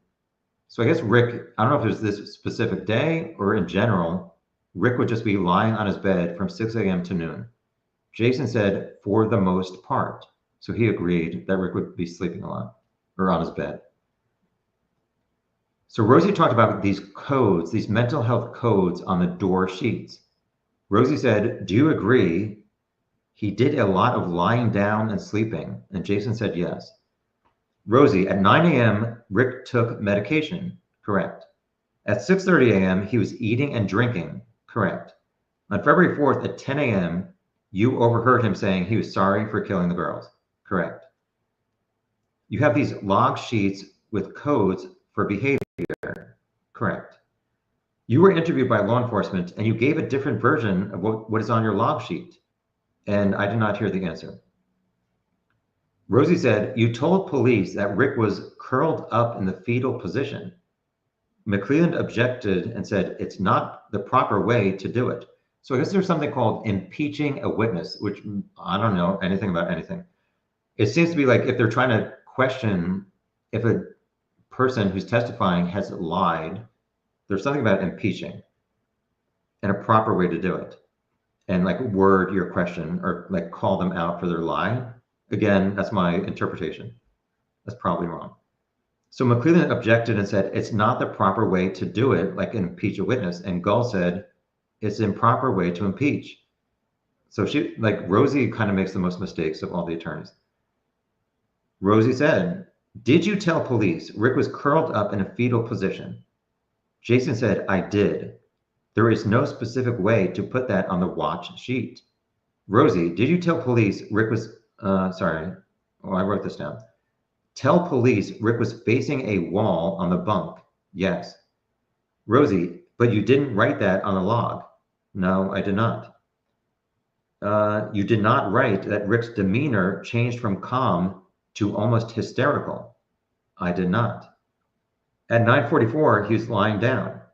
At 10:15, he was lying down and talking to himself. This is Rosie. And then Rosie continued. There's no answer from Jason. Rosie said, you told police. Rick said, I'm sorry for what I've done and for killing those girls. I think Jason said, I was just clarifying what Rick said. I think the issue was maybe the use of the word sorry for both, because I said up here on the log sheet, it says, I'm sorry for what I did. I'm sorry for killing those girls. So I think down here, Rosie said, I'm sorry for what I did and for killing the girls, not I'm sorry for killing girls. I don't know. Rosie, you added some facts when you talked to police and what's this guy's name? Whoever this is. Jason said, yes, I did add some facts when I talked to the police later on. Final few sentences. Page 188 of 188.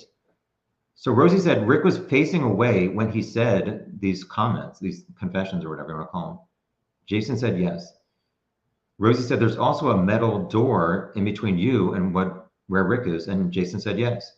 Rosie said you don't know in what context he spoke those words. Jason said that's all he said when I was standing there for 10 minutes, between him crying and what he said. Rosie, your log sheet is not that accurate. Jason said it's a quick reference about what going on at that time. He referenced an insulin check, nurse, chow movements. So I guess he, in addition to watching Rick, he would do an insulin check maybe on another inmate, maybe interact with a nurse, and chow movements is when people are given food, I think. Jury had two questions. Number one, is information on the sheet entered electronically afterwards? Jason said, I don't know. I turn it in at the end of the day. Final question, was Richard Allen under video and audio monitoring? And the answer was no. So at Wabash, I'm not sure if he even has any kind of video surveillance. We were finally done. There was a sidebar but Gull did not say what they discussed. So I've missed 2,878 comments. What am I doing? So that's it. I have to thank all these people for giving me generous money. Yeah, I look really tired and horrible. Yeah, I need some new lighting in this place. And my back is, my nice shirt is, and my pants are sticking to this chair. Anyway, aloha. Oh, I took it off the screen. Kevin, thank you so much. Yeah, so I tried to give the cot lady $10 for giving me some food, and she refused to take the money. Madison, thank you. As always, hugest thanks to Tom for his intrepid and lightly yet delightfully opinionated reporting. Hope he's able to catch up on sleep soon. Yeah, it's after 10 o'clock, and I have to wake up early. I can't, my vision is so bad. I'm so tired. I can't even see what that says. Becca, Wisconsin or something? Alex Trev, I told you to stop giving me money. I appreciate you. Thank you so much. Today sounds like it was a dramatic one indeed. Thank you so much for all this. What the hell's that noise? I'll reply to you in a second. Anyway. Amy, thank you. I'm gonna go get a Snickers Blizzard. That's the last one on my list. Actually, I need a salted caramel. Anyway. Yeah, anyway. I'm so hungry and tired. B Rob, thank you again. Thank you. Melissa, thank you so much. A, thank you. CR, I don't blame you people for using like one letter descriptions and not your real name. X Tina, thank you. I appreciate you so much. You're one of my favorite Canadians. Lucky Lee, thank you. There be y'all. Thank you. I can't even see what that says. I'm sorry. Let me see. Oshai 20. Mariah, thank you so much. We'll sing together soon. Robin, there are line sitter sign-up sheets on Reddit for other creators. They're all covered so they can sleep. You should have sign up too. Nobody likes me or wants to sit for me. So those people are more famous than I am.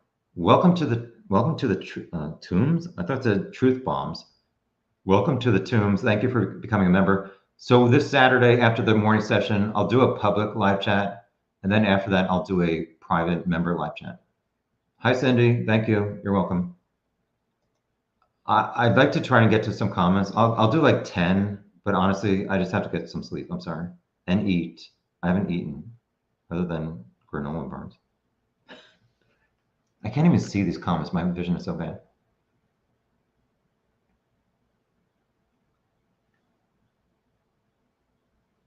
Peter says, most of the evidence is hearsay garbage. Okay, but why is this man telling person after person, I killed Abby and Libby? I just don't understand why he's doing that. So we still have to find out certain details that only the killer would know. So coming up, I think, is going to be the phone calls that Rick made to his family or his wife, and then his discussions with Dr. Walla, where he apparently confessed to her. So what did he tell her that only the killer would know? Jason says, no wonder the defense so vociferously fought to keep the the confessions out. I mean, it was not good for, I don't even know how many people that were. How many people or officers there were, like 6 or 7, just like one after another, saying, this man is saying, I killed these kids. I'm guilty of what I'm charged with. So how is the jury going to react to the defendant saying, I'm guilty over and over? Don't know.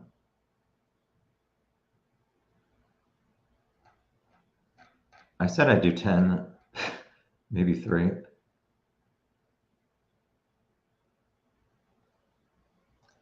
Thank you. Yeah, I don't mind like linking to more reliable sources than me.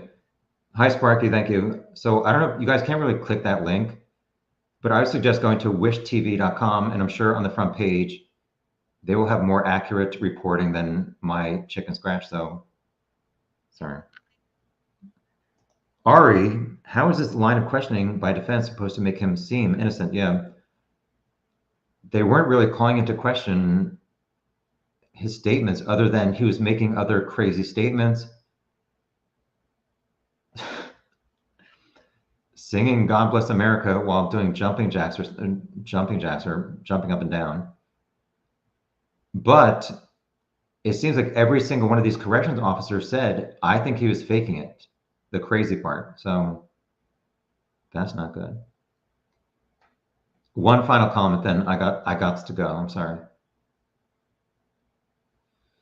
Yeah, people don't like when I say I'm sorry or I don't know. So I'm not going to say I'm sorry for saying that. If you don't like me, go watch other people. What's the final comment? Seriously? Badass American. Alan did listen to head-banging music. All right, we're going to end on that. Thank you all for joining, as always, for trying to share your feedback. I'm sorry that I mean, I'm sure you all know. I'm trying my best, and it's been 3.5 hours, and tomorrow's another day. So I'm going to go. Thank you, anybody who donated on Cash App, Venmo, or PayPal. I truly appreciate everybody. I will not be able to say thank you tonight, but hopefully tomorrow at some point, I'll be able to reply to you. I gotta go. I have to eat and sleep. So until tomorrow, if I'm not here by 6:30, it means we ran late. If we end at 5 o'clock, I will post a community post saying we're out early. I'll start in 15 minutes, so I'll give you an update on a community post. Thank you. Bye.